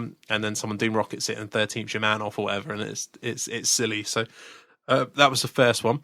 The other thing was leaving things in charge range. I found myself quite often doing this, and I've done this with Vamps over the years, where you think, I'm unbreakable, it'll be all right. You sort of just push everything forward willy-nilly, and then you spend ages trying to get this one unit that's got your Vampire Lord Achille Doom in there, and you get it right in position where you think, right, this unit's going nowhere, and then you leave a 2-man back unit just to the left, so that what they can do is they can charge it, wheel past, contact it at a funny angle, align it, and it can go into the side of a unit behind. Like, it's so easy to do when you can't flee, is leave something in a silly place. Yeah. And that applies to things you can flee that you don't really want to flee. But with vampires, it's more obvious because you can't get out of it. You've done it. It's too late. You can't flee. So that was quite funny. I found myself just like nudging things forward, sometimes not thinking, and then getting yourself in trouble. And then getting to a point where it comes to whether your opponent, and you could see there's this one that I can't remember which opponent did it. One of them, I pushed a bat unit too far forward, and he was like, "Oh, I can charge that, right?" And I was like, "If you want." Just playing it cool. I was like, oh, no, inside that whole swan, smooth, sort of graceful swan on the surface. Oh man, paddling like hell underneath. I was like, it's literally one of those moments where I just wanted to face palm myself because I thought, why have I left that there? And I just played it cool, and he didn't charge it in the end. I think he thought that it was a bad idea. It was a good idea. I can't remember who it was, but it would have been a good idea. It's that kind of thing where you just have to try and play it cool because you've made an error. But yeah, and I found myself doing that a lot. So if you're a vampire player, anybody that plays demons is probably a good example as well. If you've got furies or something, don't leave them in a place where they can get the wheel past your unit, your main unit there. The biggest problem with it, the reason this happened a lot, and this is one of the other points I want to talk about, is mainly specific to vampires, but it's also when playing against vampires, it's something people forget, is that if you've got a cavalry unit of Dark Elves, so Dark Elf Col 1 bus, and you've got 2 units of Harpies either side of it. Now, the Harpies can stay behind the bus, well out of the way, so there's nothing. The bus charges in on a long charge that someone's given them, say it's a 10-inch away, so it's something like a 17 inches away. So you charge it, bam. You've now got 2 units either side that can countercharge your bus in the flank if you don't break it, or if you don't overrun far enough. So all you do is you then fly the Harpies right in front of the other 2 units. That's great. You've got 20 inches to move. Problem with the vampires is you take that charge with the bus. You're now 17 inches away. Your bats can now only move 10 inches because your general's not near them. Yep. So you can't do that redirect. So you end up as a result having your bats closer to the action than you would if you were like a fury unit, because you've got a plan to compensate for the next turn. Yeah, and that can cause you problems. And it's those weird little small things that can make a massive difference against someone that knows what they're doing. And the most frustrating thing is, if you get caught out like that, there is nothing you can do about it. You're just like, what an idiot. I've just mucked this up now because now they're past me. They're in my backfield. I've got wizards behind the army. I did it against that Watchtower game. I can moan about it being Watchtower and jibe about it being Watchtower. But actually, I made several tactical... I thought I had the matchup. I thought, I can do this. No worries. I played it loads of times.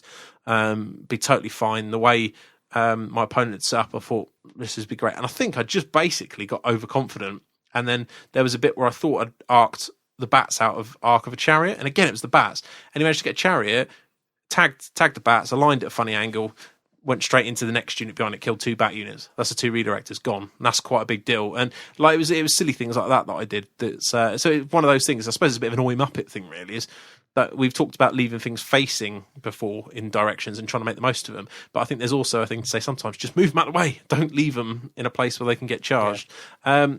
And I think I really do think that's to do with the whole trying to keep it tight for the general, but also trying to make use of it, and the fact that you're unbreakable, thinking you're sort of not invulnerable, but you do get this like, yeah, I'm unbreakable, man. What are you gonna do? What you got? So there was that. The 12-inch marching thing I was talking about a lot. The Terrorgeist is a great example. I mean, have you played against the Terrorgeist? Yeah, I've played against several. And what do you think about them? I think they're really good if they're used properly. I think they're really, really good. They're annoying, and they could do a lot of damage.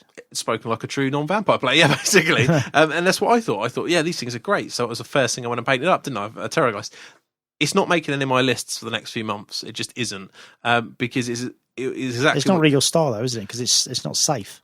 Well, it should be. It's all about mucking around and shooting things. But the problem with it is... Thing is, it has to stick its neck out, doesn't it? Yeah. That's the problem. It's the base size of it. It comes purely down to base size of it. We're talking about leaving two things. Marching it means that if you imagine your Terrorgeist has got to be either behind your bus so that you can fly it out later. The problem with it, or behind where your Lord is, which is normally in the front line somewhere. Yeah. So flying it out 20 inches is fine, but because of the base size and the pivot and everything on it, it's very hard to actually hop over an enemy unit and get in the rear arc like you would with, say, a Lord of Change or a Demon Prince or something like that. The base is too big, and you also need sort of a front arc and a line of sight to be able to screen the target, so it's very, very hard to do. So there's that. Or you have it next to your Vampire Lord, but things like Invocation, or that you want to be 2 dice into things, are a 6-inch bubble around your Lord. So that means not positioning an infantry unit within raise range, or having to use 3 or 4 dice on your Vampire Lord to get the big Invocation. Small things, and as a result, I found the Terrorgeist not as great as it would. I think if you had 2, and you were playing that kind of list where it was all like all eggs in one basket plus 2 Terrorgeists, it could be quite cool. But the list I had where it was sort of a bit of a balance of stuff, I just didn't find it that good. And again, it just highlights problems. And he was most wanted number 1 for the standing in the wrong place and getting something charged past the bus. So in some of the games I was like, yeah, I'll keep him near the bus and I'll put him out alongside it, and then someone would charge it, get a long charge on him and charge straight past the bus, and you miss the opportunity to kill him. It was like silly things like that, which sounds like it should be totally avoidable with a 20-inch moving thing. Yeah. But he isn't 20-inch moving, he's 10-inch moving, unless he happens to be standing next to the vampire. So it's, really, really hard to make that work. Good though. I'm not saying he's rubbish at all, but for me, I wasn't that impressed with him. The other thing I learned, and this is a Warhammer tactic generally, that comes with combat armies, and again, why I like playing the vampires quite a lot is because for me they're one of the armies that you really have to learn how to play a combat army with, because of the unforgiving nature of the fleeing and the fact you can't flee. So sometimes with a combat army, you probably know from playing them over the years, you'll do a silly charge, you get away with it though because you outrun it and rally, and sometimes you can rally in a better position. Doesn't happen with vampires, you just get destroyed, and I like that. It's like a very sharp learning curve, and being unbreakable has its upsides as well. Yeah. So, but one of the things that you forget is you got this so the list I was using was a big Black Knight unit with the Lord of Killy Death in it, another vampire of strength 7, all the toys, and it will kill pretty much anything it touches. But your opponent knows this, so they're going to give you rubbish. So the Lizardman game is a prime example of this. So the Lizardman player, there's a building in the middle of his board, and he sets up Temple Guard, sort of one side of it, Saurus one side of it, and sort of splits the army around this thing. So if I go with the bus to the left-hand side, all the rest of it goes to the right-hand side. By the time I've killed it, it's nearly on the board edge. There's not enough room to fit behind there was enough room actually to fit behind the building in this game, but sometimes there isn't. It's very hard to me to get the other half. What I did in my impatientness, thinking, there's nothing in the army that can touch me. There wasn't. There was nothing in the army that could possibly kill that bus. I had the +1 movement banner on the unit rather than the flaming banner. I just zoomed it 60 inches forward first turn, marched the blocks before I moved it, and then just zoomed it and was like, yeah, in your face. What did I kill? I killed 1 Saurus block. That was it. Mm-hmm. Because what happened was the rest of the army couldn't do anything. I just got redirected for the game. Eventually, I made it to a Saurus block, got 10-all. All I needed to do was for the first 3 turns, sit with my army, move it all up on the 8-inch line. Don't give him any charges. What I did was I moved the bus up and the ghouls up really aggressively, and ended up with the ghouls getting charged by 2 ancient stegodons in the front and a bastillodon in the side. And although I took them down very to low wounds, ultimately they killed my 360 point unit. Yeah. And again, I think I got the ancient or one of the ancients, or maybe even 2 of the ancients, but it wasn't a good trade in the end. I can't remember how it worked out, but they got into like my backfield and cleared a lot of stuff up before I got them, and I just lost too many points and ended up with a 10-all. And the only reason that happened is because I didn't keep my army together. All I could have done earlier is just got a little raise off, got some more zombies on them, deployed the zombies and the ghouls wide to sort of fan out a bit and give myself a bit more manoeuvrability. There's a lot of things I could have done, and that applies to a lot of different armies. If you've got this one unit you think's uber, is you see people doing it. I remember playing people down Games Workshop with my Lizardmen, and they shoved this like Death Star right up the centre of the board, but that's exactly where you want them, unsupported by everything else in the army, and you kill it. Yeah. And I don't know why I decided that was any different when I was playing it myself, but it's again, it's kind of like Warhammer 101 for using Death Stars and really important units. Is you still need the rest of the army, but it's so easy to do. So that was a big learning point with that, and I think it could be a potential problem with a lot of different armies where you've got that sort of Death Star list. You could probably see it with High Elves would be a good example, maybe, where you've got the White Lion Death Star, and you think, yeah, nothing in this demon army can kill me because I got me Banner of the Wild Dragon, and you sort of push it all forward, and then ultimately you kill like a unit of horrors because they just redirected you. Whereas if you just wait a few turns and gone up, it's probably more with the cavalry unit because the cavalry unit outpaces the rest of the army, and it's probably not as bad because you can still march. But then there's things like one of them could fail a march test because your general and your battle standard have moved out of range and they're march blocked or something. So it applies to all armies, but it just highlighted it for me. So that was good. Other stuff.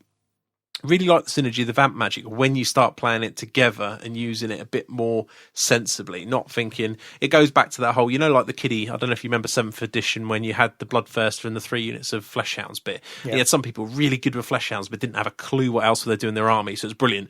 You let them run around with their Bloodthirster and kill a couple of units, and then you would just take the rest of it off, and they'd end up not winning. Yeah. That was a little bit like some of the things I did. I was very just trying to play with a couple of things rather than using the army as a whole. Yeah. So for me, the things I was mainly using was the Vargolf, which we'll talk about in a sec, and the Knight unit. Forgetting really that actually the Ghouls are potentially good. They're just very tricky to use in the current game. And ultimately, zombies are quite good as well. But you're loving the zombies at the moment, aren't you? Yeah, I was, but that's only because I've started to learn how to use them. I actually think 3 times 30 of these are pretty effective combat units because 3 ranks and a banner. Simple as that. I mean, you came around here and saw a game I'll talk about later on where I was playing a Dark Elves, and I had a Hoarded unit out in the flank or something, and it did quite a lot of damage with Van El's Dance on it, even with 5s to hit it. So, it's about using all those different bits and pieces in conjunction with each other. So that was really good. So that was a learning point. To be honest, the only unit I was really using to, I think, its max potential was the Vargolf. I tweeted a lot about this, but and I think the reason is, again, it comes back to it's one of the type of units that I'm normally used to using. So when I play Lizardmen, I was very good with single model Stegodons and things like that many moons ago. And I think Vinny the Vargolf is a bit like that. He can march. He's a dynamic type of unit. He's pretty resilient. And I've been using him quite well, and basically the role is you tag something you're never going to win the combat on, but you're holding long enough to hold the unit there or stand there in front of things and then follow it up with another unit at a later date. But yeah, it's just one of those units that I think that I've used those kind of units in the past, and you don't see Vampire players using him because he is an expensive 4-wound model, but I've really enjoyed using him, and I might even use 2 just for something different. You used 2 against Brian, didn't you? Yeah, I did. It's a Swedish comp idea I had because so many of the rares are so hard to get in if you want other things, and 2 Vargolfs isn't very expensive, and I actually think they're pretty good. What I like about them, the problem that you get with the Vampire army is I've just talked about the fact that it needs to be boxed in. It always has worked on that sort of A4 paper bit. You need to use it very tight and in conjunction and only stretch out the last minute. Problem is with a lot of armies coming back into the meta game, the sort of the environment we're playing in at the moment, like Elven armies where they've got lots of things on the board edge or lots of things spread out across the baseline, is you'll never get to half of it. Whereas 2 Vargolfs for a lot of Elven armies are a real problem because unless they're going to get magic on them early, they can't really shoot them because they can get cover quite easily on most of the boards. They can be a real handful. So I thought, well, I'll give it a go. And they've been good. They got regen as well, haven't they? Yeah, they're basically, they're a lot of 5s. So they're weapon skill 5 with hatred, toughness 5, strength 5, thunderstomped, move 8, and but they're only 4 wounds, but they've got 4 at regen. And the amount of times you've used an A-bomb, the amount of times you can luck out on regen and do things against the odds.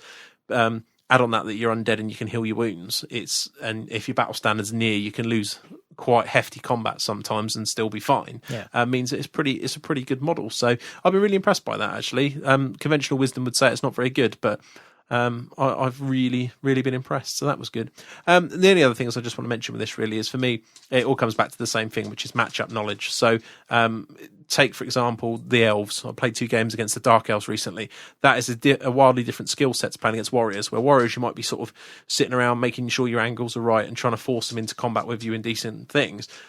quite often against some of the Elven armies is, can you get there? Can you get there unhinged? Can you then stop the combination of units doing anything to you? So I don't know if you saw it against Brian and against Simon when I played him. First thing I did was put one of those zombie units in a line across the front of the ghouls, or half overlapping the ghouls, so I could still charge past, and there was still enough room to wheel past if something charged the zombies. But it was providing enough cover that 4 bolt throwers couldn't shoot it with like 20 or 40 crossbows or whatever else was in the army. So. Yeah. And again, that's matchup knowledge. You start to play. You think, actually, I've got this unit 20 zombies doing nothing. They're not getting shot at. Why don't I just deploy them in a long line in front and get cover for the unit I do care about? And you can raise on them again.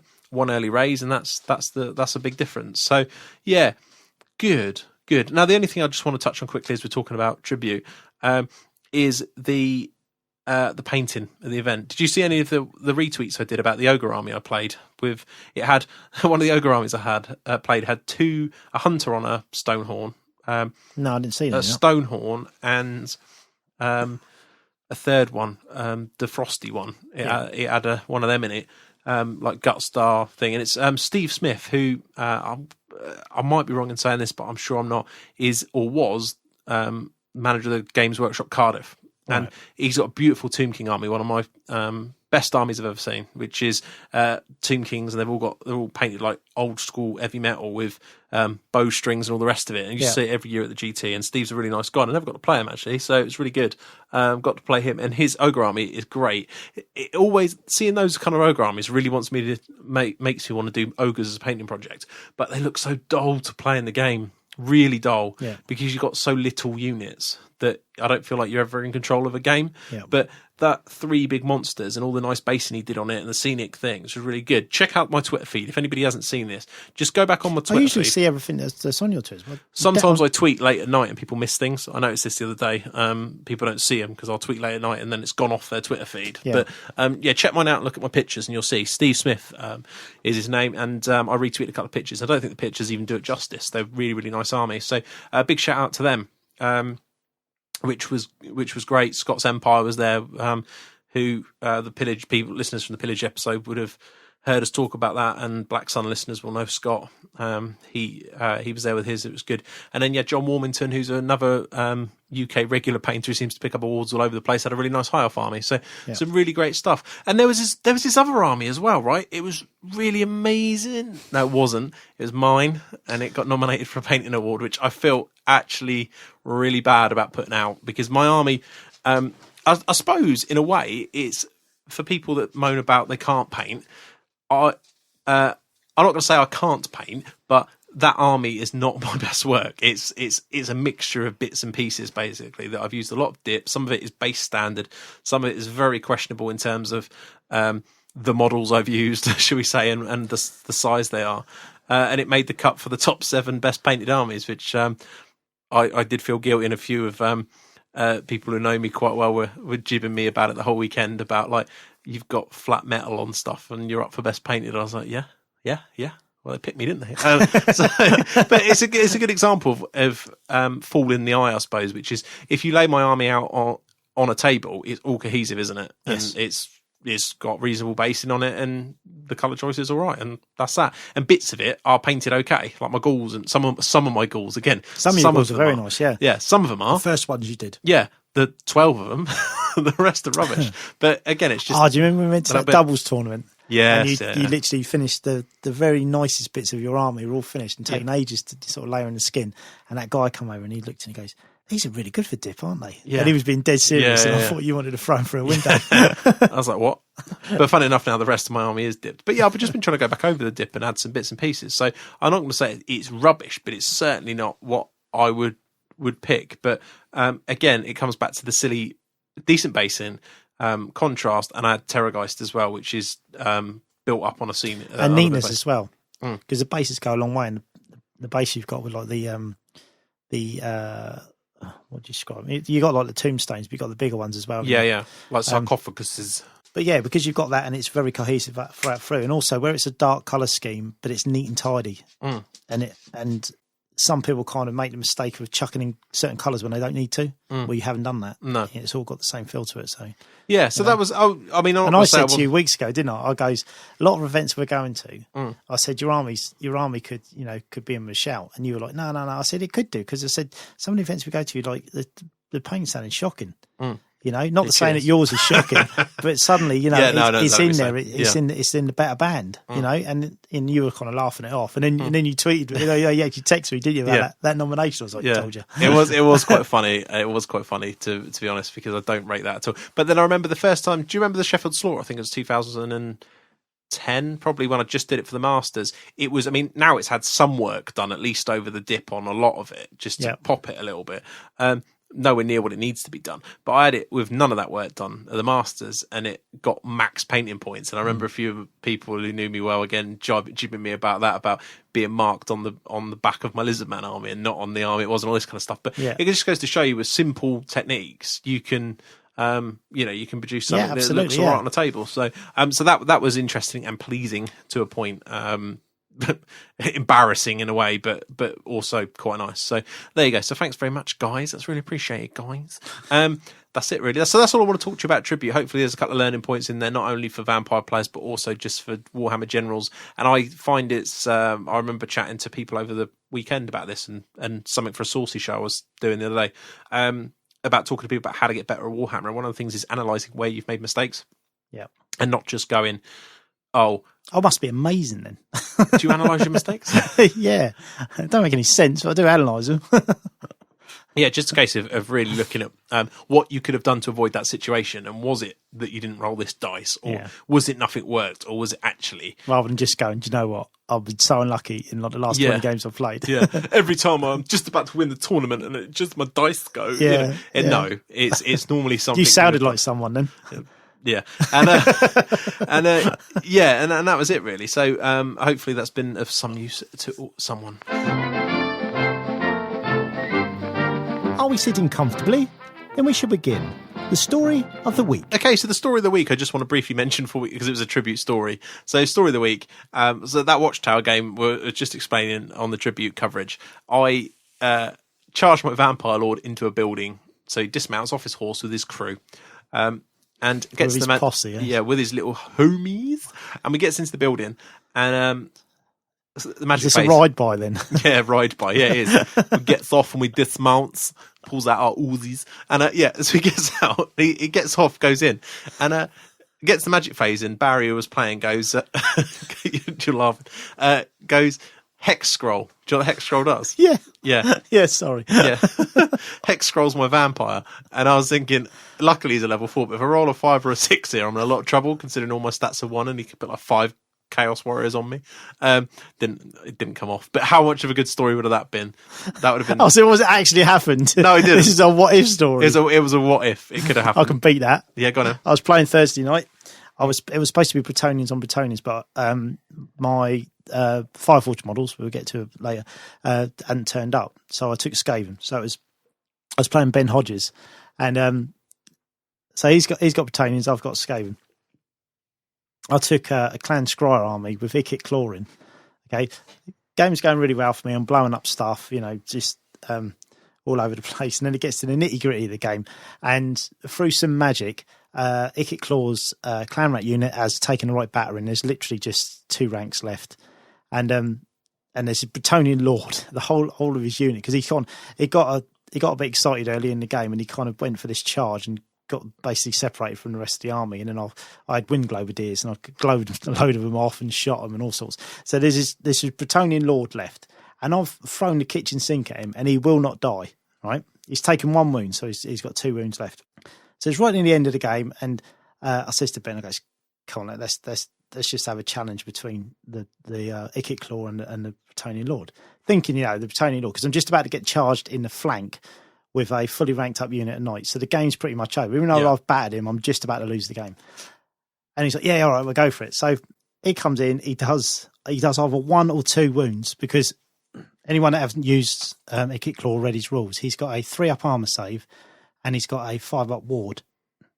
Now, Storm Demon, which his weapon, which casts kind of like warp lightning, but it's strength 5, but it's artillery dice worth.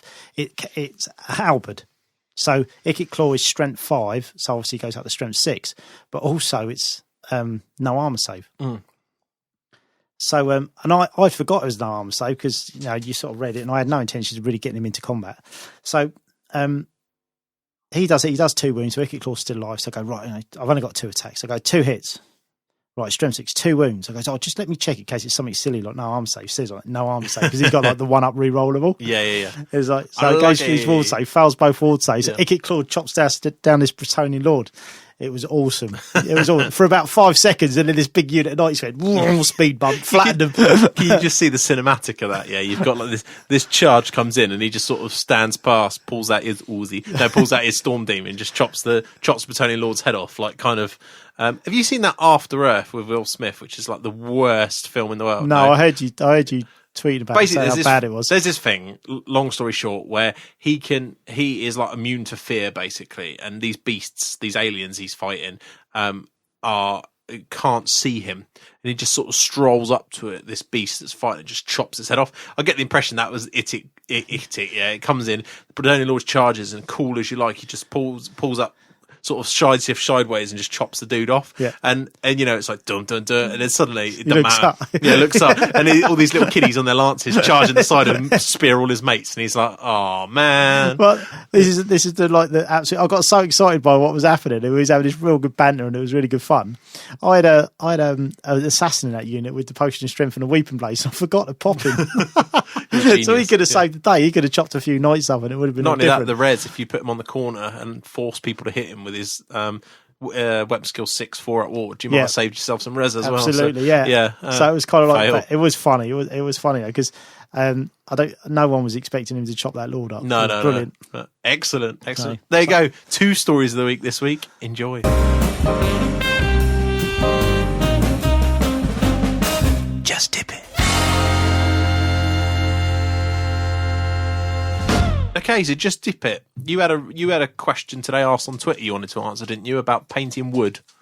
Yeah, painting wood. It really depends on the art. First, I say it depends on the army, because obviously, if you want a let's say Bretonians, for example, you want a kind of real clean.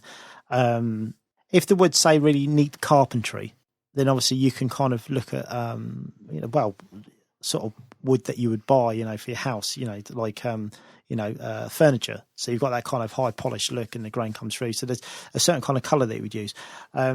If you're using, say, Skaven, Orcs and Goblins, so it's very kind of rough hewn wood, you might want to give it a more of a kind of sort of a dull mossy look, where it's kind of like, there's no real care and attention. It's just felled trees chopped up. So the colour, depending on what army you're using, is quite important, I think, to get the feel with the Guardian army. Just painting something brown, it'll work, but I think you need to match it to what to the army you're painting. I like where I build a lot of these, like the plastic I use to build sort of the trebuchets I've built and other stone throws and all sorts, because you can actually cut a certain amount of texture into it. You really kind of when you start painting, you're painting the grains in, and it's not that hard to do, because once you've got your base, what I would say is your base colour, go for a sort of darker tone, but give it a couple of coats so it's nice and solid. And then when you start painting the grains on, thin the paint quite a lot, and then put like quite sort of rough, thicker lines over it. So you're leaving the base coat coming through, but the actual initial lines that you put up are quite heavy. And then what you do is when you put the highlight on, get a smaller brush, and then put lines, a thinner, lighter lines. Like highlighting, you would go to the edge, but with these, go in the middle. So the thicker, darker line, put the lighter line in the middle of it. And another little thing is if you want to do knots, you put a dot down. So you sort of like paint a little dot, and then what you do is when you do the grains, you paint up to them and then around them either side, and it's kind of the dot on its own looks rubbish. It doesn't look like anything. But when you paint the highlight lines and you kind of bulge around either side of it, then it looks like a knot. Yeah. So it's not really hard to do. So it's the whole, have a go. Yeah. Have a go. I mean, if you've got a model that's got really highly textured wood grains, I always find that quite funny in models, because no wood is ever like that. No. Even though it's kind of I mean, if you look at all the old the old fantasy models, like the old orc man manglers and stuff like that, really old models. They had really highly textured wood, and then it was kind of weird. Everyone accepted it. That's what wood was, but wood doesn't look like that. No. You know, even if it's the only time you'd ever see that kind of texture is on tree bark. Yeah. But obviously the easy way to do that is just to dry brush it. Just do But even if you do it in a sort of 3 or 4 layers of dry brush, it actually looks quite good. Yeah, because dry brushing done properly does still look great. Or you know, the lighter equivalent, the overbrushing as they call it. But yeah. I mean, and then because I tend to do more of that, where you kind of get the paint and you're kind of using obviously the side of the brush, to go across the grains. I tend to find the last few highlights is good, like the base one. If you dry brush the base on and then do it is another way of doing it. Just pick the real highlights out, paint it on. Yep. Is another way of doing it. I mean, I've seen wood grain done quite a lot differently. I mean, again, Rob Laney was an excellent painter of his time. Some of his work on, say, an elven spear, I could never work out how he almost had like the belief when he painted, because there were really thick contrasting lines that he painted on there, of how he had the belief to just carry on and do it. But overall, as an effect, it looked great. You know, it was really bold lines from dark to light, and it was that contrast of the grain that did it. And it's similar the contrast to what that you're does it. It carries it. And I found that instead of like, because I just said it, when you normally highlight, you highlight the highest point to the edge. But I found when you're doing wood grain, you paint to the middle. So you paint kind of like the line goes in. And even though that kind of naturally might not be right, when you actually look at wood grain, like you've got a bookcase here, and if you look at the wood grain, the actual grain that you can see is darker lines. Yeah, the darker lines are actually the grain that runs through it, and then you do the knot, and obviously the darker lines go around it, like I've just said. But when you're painting it, you do it the opposite way around. You do the lighter lines instead of darker lines, and that kind of, to look at it, that looks right, but actually, if you do it realistically, it's the other way around. Yeah. I mean, we're not talking about Golden Demon winning standard. We're talking about what looks good from 4 foot on a table. But yeah, you're right. It's I think that's the way forward. So there you go. Hopefully, that is some help towards your wood graining. But yeah, it's one of those things that I always used to have nightmare with spears. You know, like people have certain things like they don't like metallics, or whatever. I used to have a big problem with trying to paint spear shafts, like what to do with them. Yeah, they either looked plain, like it didn't really do anything, or it looked silly, and I think it just very much depends on the model, doesn't it? And things. But if you're using like large areas of wood grain, I think it's worth putting the effort in. Yeah, definitely. If you've got some detail to work with, that's a hell of a lot easier, because otherwise you're basically just freehanding, aren't you? Yeah. Well, I'm going to do it with the trebuchets. The trebuchets that I've got, I'm going to do them wood grain, but I'm not going to do it like the Orc and Goblin one where I did it in that moss, because I wanted to look sort of dirty. I'm going to do a more, kind of a cleaner wood. Yeah. Because they to look like some decent carpenters have actually built the trebuchets. Well, it's the one thing Foundry do is they do spear shaft. I love that colour. I use it on everything, and that's perfect. my bases are that colour. Yeah, they've got the 3 layers of spear shaft, because I wanted a kind of a more cheerful brown. Is one to put it. I didn't want a kind of dull brown. I wanted a more kind of it's got quite a very strange highlight, hasn't it? There's a 3 Foundry colours, for those who don't know, come in like an A, B, and a C, and the highlight, the C, is very like a weird colour compared to the base, but it works, doesn't it, as a contrast? Yeah, some of them you look and you think, is that going to work? But obviously, once you use it as a highlight, it works great. So yeah, I mean, but I've also found that with that 3 colour system, depending on how heavy you put the final highlight on, you can use, like I could use it for the base and use it for the wood, and it would look completely different. Yeah, definitely. Because depending on how heavy you use the highlight. Exactly, quantity of it. Like, say if you use it as a spike, say it's like a real small area, and you use it as a dot in the middle of something small, that's completely different to painting it on quite thickly in a line on a bit of wood grain. So yeah. I mean, the best colour I found for that was moss. I mean, I've used moss on everything. Yeah, the last 15 armies. But it's amazing. You can just use it on so many different things, and you can, and it every time it looks different. Well, I've got like a good example. I've got Bretonnian men at arms. I painted 50, 60 of them, all base coated, and they're all base coated in moss shade with Devlin mud over the top. And then I've got knights that I've used the middle shade on, and it's a totally different colour. You wouldn't even know it's the same colour. And again, it comes down to how thick you put it on and all the rest of it. Absolutely, so, yeah. Good stuff. So yeah, wood grain. There you go. Any parting comments on that, Wayne? No, I think we've pretty much covered it. Good. Well, if that didn't cover it, listener who wanted to know, please email us and we'll try and do a better job. We'll try again, We'll try again. Brilliant. Beady, weedy, Okay, let's finish this bad boy off then. Wayne, Beardy Weedy Weeks, what have you been up to? Building a Bretonnian army. I'm using Fireforge models. Fireforge, the actual sprues, I noticed they're actually made by Redendra, which is an English company. Oh, okay. But the actual models, I think, are made in Spain. No, I got that wrong. Italy. I think they're made in Italy. They're actually produced. The company produces them in Italy. Oh, okay. So they're kind of like made over here, and then they're sent back over to Italy, and then they're shipped out from Italy, I think. They're Fireforge is Das Vault, I think is the name that's on the boxes. Is a game set in the Crusades. Oh yeah. So they've got Templar Knights, Teutonic Knights, and then they've got Teutonic Knights on foot, foot sergeants, which are just like men at arms, mounted sergeants, which are like mounted yeomen. They come with kind of lances and that, but if you use the spear arms from the foot sergeants, they look just like mounted yeomen. The trebuchets I already had built. Actually, I built them for someone else that wanted to do an army in that scale because they're more kind of Lord of the Rings scale. Yeah, they're like a true 25 mil. Aren't they? Well, it's like true 28 mil rather than a heroic 28 mil. Yeah, but they're fine. They still work. They still work. And I've been toying around with the idea of doing a Fireforged Bretonnian army for ages. And then I played against Jack Spedding at Blood and Glory. And his whole army is Fireforged. He's done them as a Crusader army.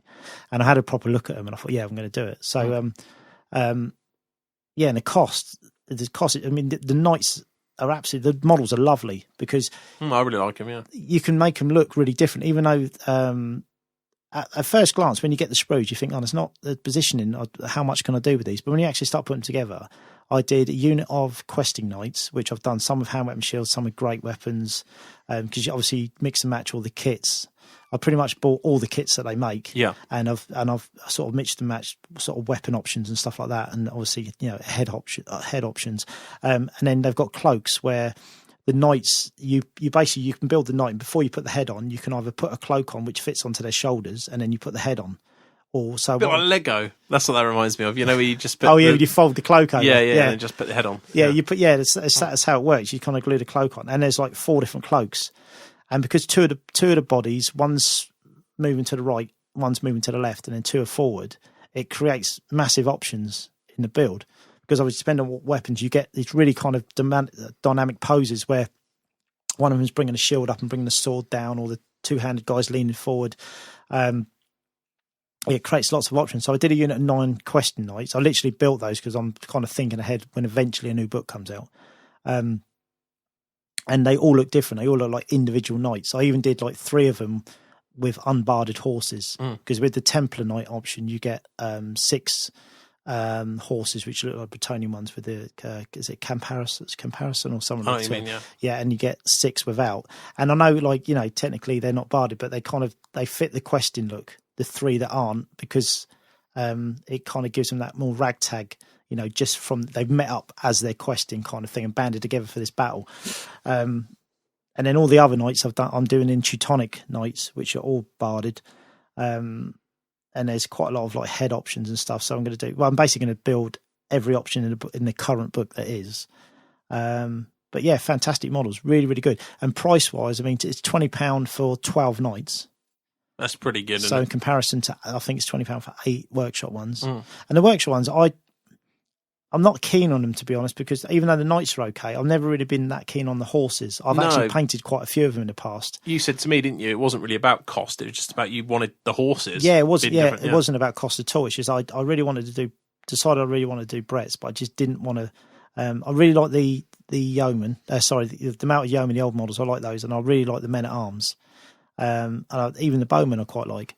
But the actual knights, the thought of painting, 30 or 40 of those knights, with everything, it didn't appeal to me at all. No. So yeah, these models, loving them, absolutely loving them, fantastic. So far I've built 50 men at arms, 2 units of 5 mounted yeomen. I've got the 2 trebuchets, but I've put them on chariot bases and put some crew with them. Yeah. And then I've got a unit of 9 questing knights put together, and I'm working on 12 knights of the realm at the moment. All the horses are put together, and I'm using the Sarissa Precision bases. You do get the proper size bases with the Fireforge models, but they're very thin.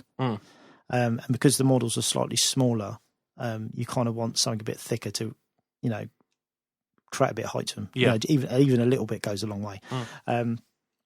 So yeah, I'm really, really pleased so far. I'm really enjoying it. I've actually painted one knight, and I'm going to do all different heraldry on the knights. They'll all be different colours. I quite like the idea of. I did think about doing the Crusader army, but it's been done so many times, and then I thought maybe I'd do the Teutonic version with the black crosses and white. I thought, no, I'm going to have a bit of fun because I'm thinking once I've done the peasants, each knight is an individual project. And then I can kind of, I can do whatever I feel like at the time. Yeah, whether it's definitely. like checks or V's or halves or square, whatever. And then some, but I've got some, and this might be a sort of a dirty thing to say to some people out there, but I've actually got some transfers off you, the old Bretonian transfers. And I've tried painting fleur-de-lis. And when you paint like, with a lot of models, because most models that you paint don't need really any freehand on them, or you might do a shield.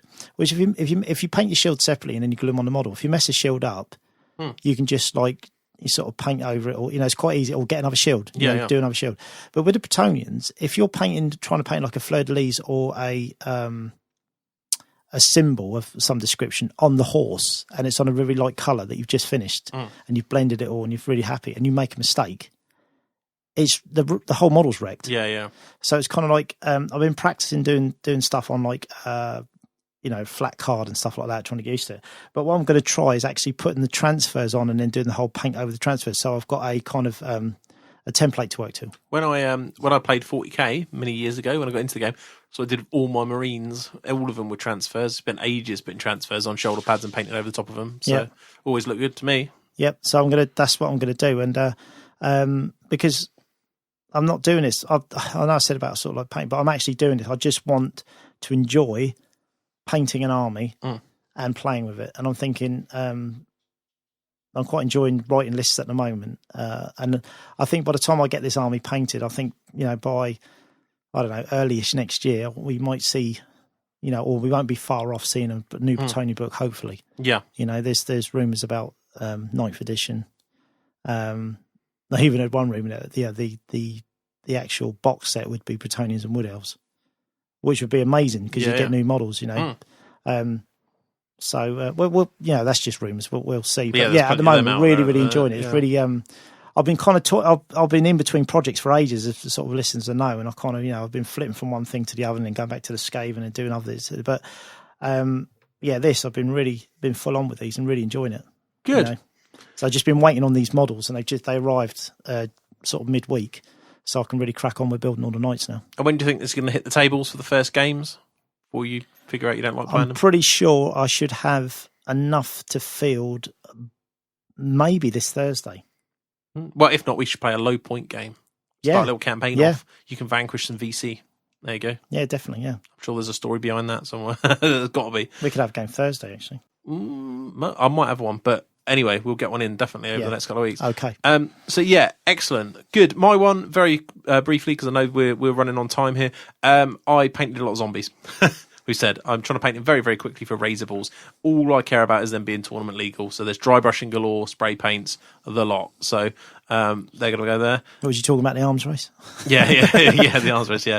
No, it's just literally just trying to get some more because I've noticed where I've been playing the army more compact as we've been talking about and trying to use it a bit more. I've figured out I needed more zombies. So there you go. I'd actually quite like to. At some point, I'd love to be the kind of guy that fields 250 zombies just because it would look cool. I don't know if it's actually that fun. We'll find out. Was that Garage Hammer doing that, wasn't he? It was Wytech. He was painting loads of zombies. I think he had got like 200 plus. Well, not actually, way more than that. I think. Something tells me actually a few hundred zombies. Anyway, something tells me there's a fairly competitive core in like 200 odd zombies, but I don't know. I also think it'd be quite cool. And you imagine a bigger game. If we played a Storm of Magic game, you could have this massive zombie apocalypse. Huge, it would be quite cool. Anyway, that would be brilliant. The only other thing I want to mention briefly is I played 2 games against the new Dark Elves. Now, I'm sure we'll come back and talk about Dark Elves soon. Simon Hoef down the club, who is now Simon of Cain for the although I do feel a rage quit coming back on and him disappearing back to High Elves.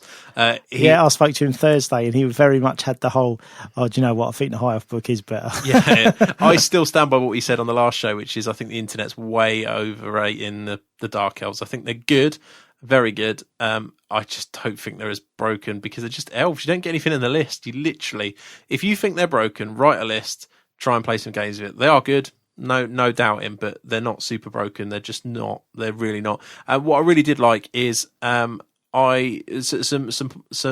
thoughts. Firstly, both the lists I played against Simon Kane and I played against Brian the Hobby Killer. Both had a similar theme, which is lots and lots of shooting and bits and pieces. Simon had a level 4 Shadow, which we chatted about. And I think was a bit of a waste, really, in that list. It would have been better with Death or Dark or something.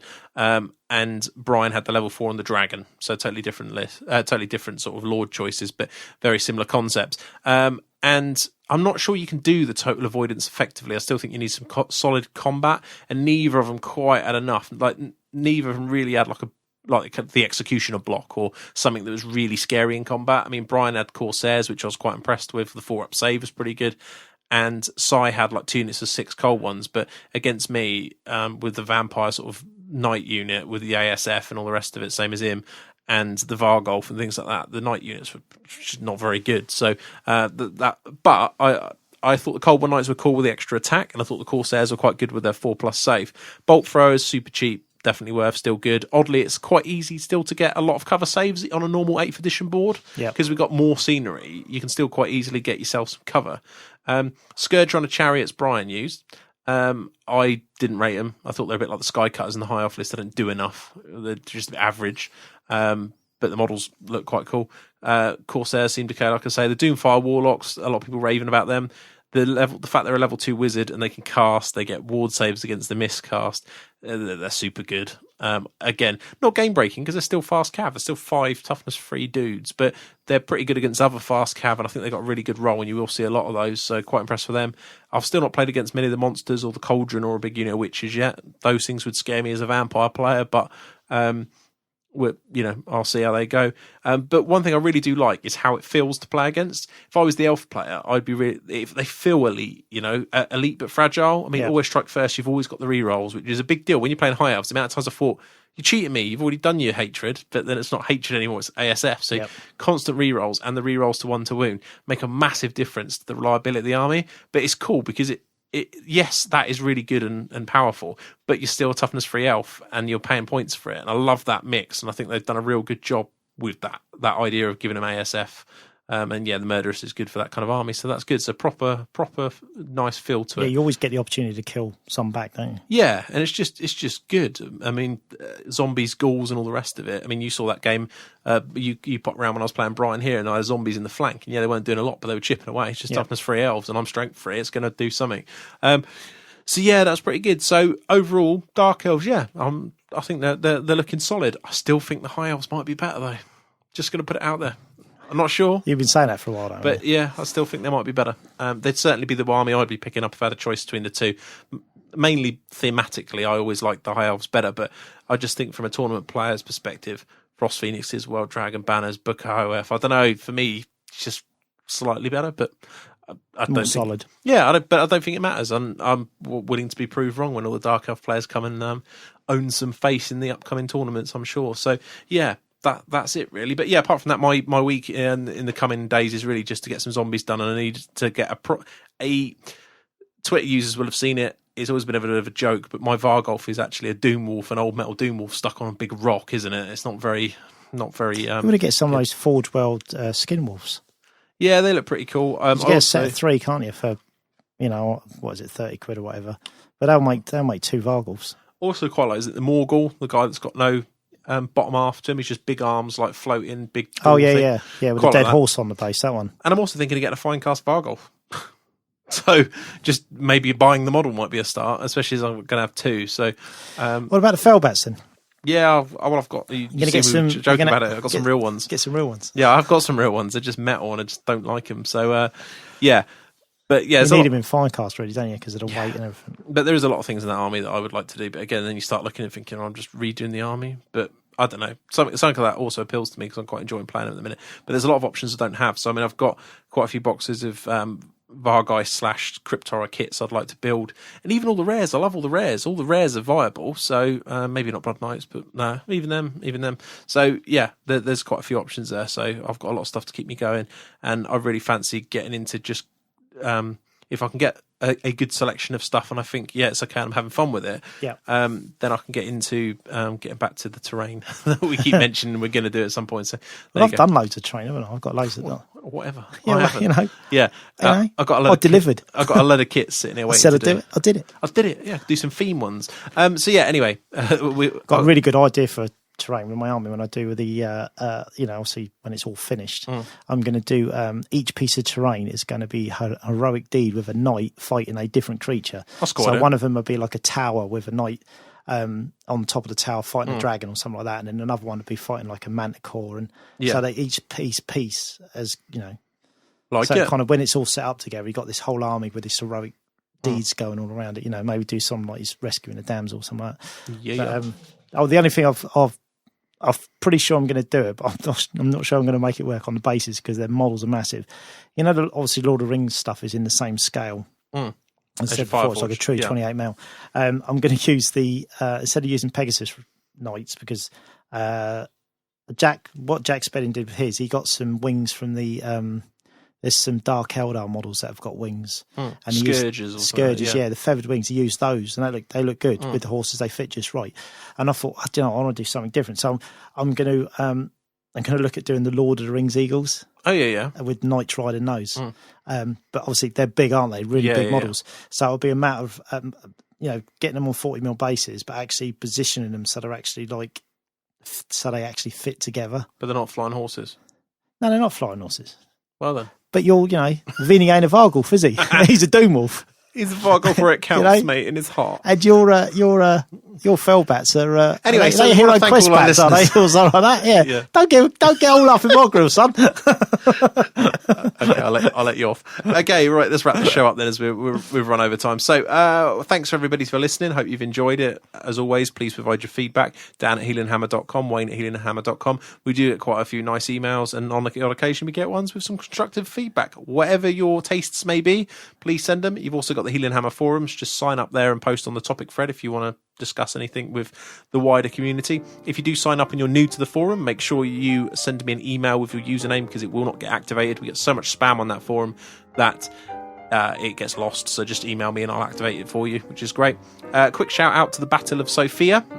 We mentioned that over the last couple of episodes. It was a fundraising event. Looked amazing. That looked awesome. Yeah, I saw loads of tweets now. That looked fantastic. Proper good. I might try and tap Steve or somebody up for a quick Skype interview on that, because that did look proper epic. Yeah. If anybody hasn't seen it, again, check Did you see Twitter. the one with the old one coming out? Yeah. Did you see it looked like a temple that had dry ice or something pouring out the top of it? Did you see that one? There was some really, really good stuff there. So I'll try and get Steve on and or somebody from the guys that did it from the club to have a chat about that, because that did look great. Table looked amazing, didn't it? It did. Really cool. And just find out how much they raised as well. So, but I think that went really well. I did see some 500 plus figures going on there, I think. So that was really, really good. So thanks for everybody. If you were a listener and you did contribute, or even if you just enjoyed keeping an eye on what's going on and having a look at it, it looked brilliant. Adepticon funds, as always, we're still fundraising for Adepticon next year. We will be there 100%. We just need some more help, really. We're doing okay. We've still got, I believe, tickets are going on sale next week. Wayne still needs a partner for the doubles, so if you fancy that, make sure, tap us up, drop us a donation. That'd be very, very widely appreciated. As always, Odd Games, www.oddgames.co.uk for your hobby needs. The Saucy section, £18 a year. There's loads of stuff coming up soon on that, and we've also churning out 1 to 2 shows a month on various different topics. We've got a couple of series coming up soon where I'm going to grab a couple of players. It's in the process of being recorded at the moment, where we talk about just getting better at the game and what things you can do to get better at the game and things. I think they're going to be quite a big hit. I know the one we did with Russ recently, where we talked about demons for about 2 hours. We also talked quite a lot in there about just being better at Warhammer, and that went down a storm. It's got a hell of a lot of downloads and quite a few sign-ups as a result. So if you're into that kind of stuff, check us out. We really want to build it as a place to come and learn, so keep an eye on that. And Twitter, we mentioned it about a million times in the show, but at Heelanhammer is my Twitter handle, and yours is at Wayne Kemp 13. Yes.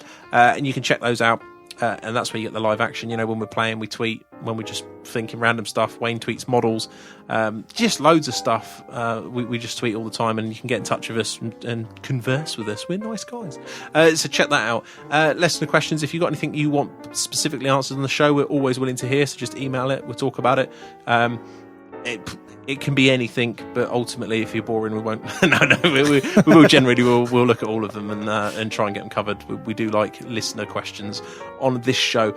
Finally, I just want to say iTunes reviews, they really help us move up the charts and help new listeners find us. And I want to thank, there has been a concerted effort I noticed recently, and I may even, when I get 5 minutes, do a little list and give you all a shout out. But I want to thank all those people that have gone in and given us 5-star reviews. It really helps bump us up the rankings. I especially want to see you American listeners unite and get on there and give us a decent review if you enjoyed the show. Well, that's it from me. Wayne, anything else from you? No, I think we've had a pretty comprehensive show tonight. Good. Yeah, hopefully you guys have done it. I think it's a 2-hour job you're looking at the time, so hopefully you've enjoyed the time, and we'll be back next 2 weeks' time. Bye-bye. Bye-bye.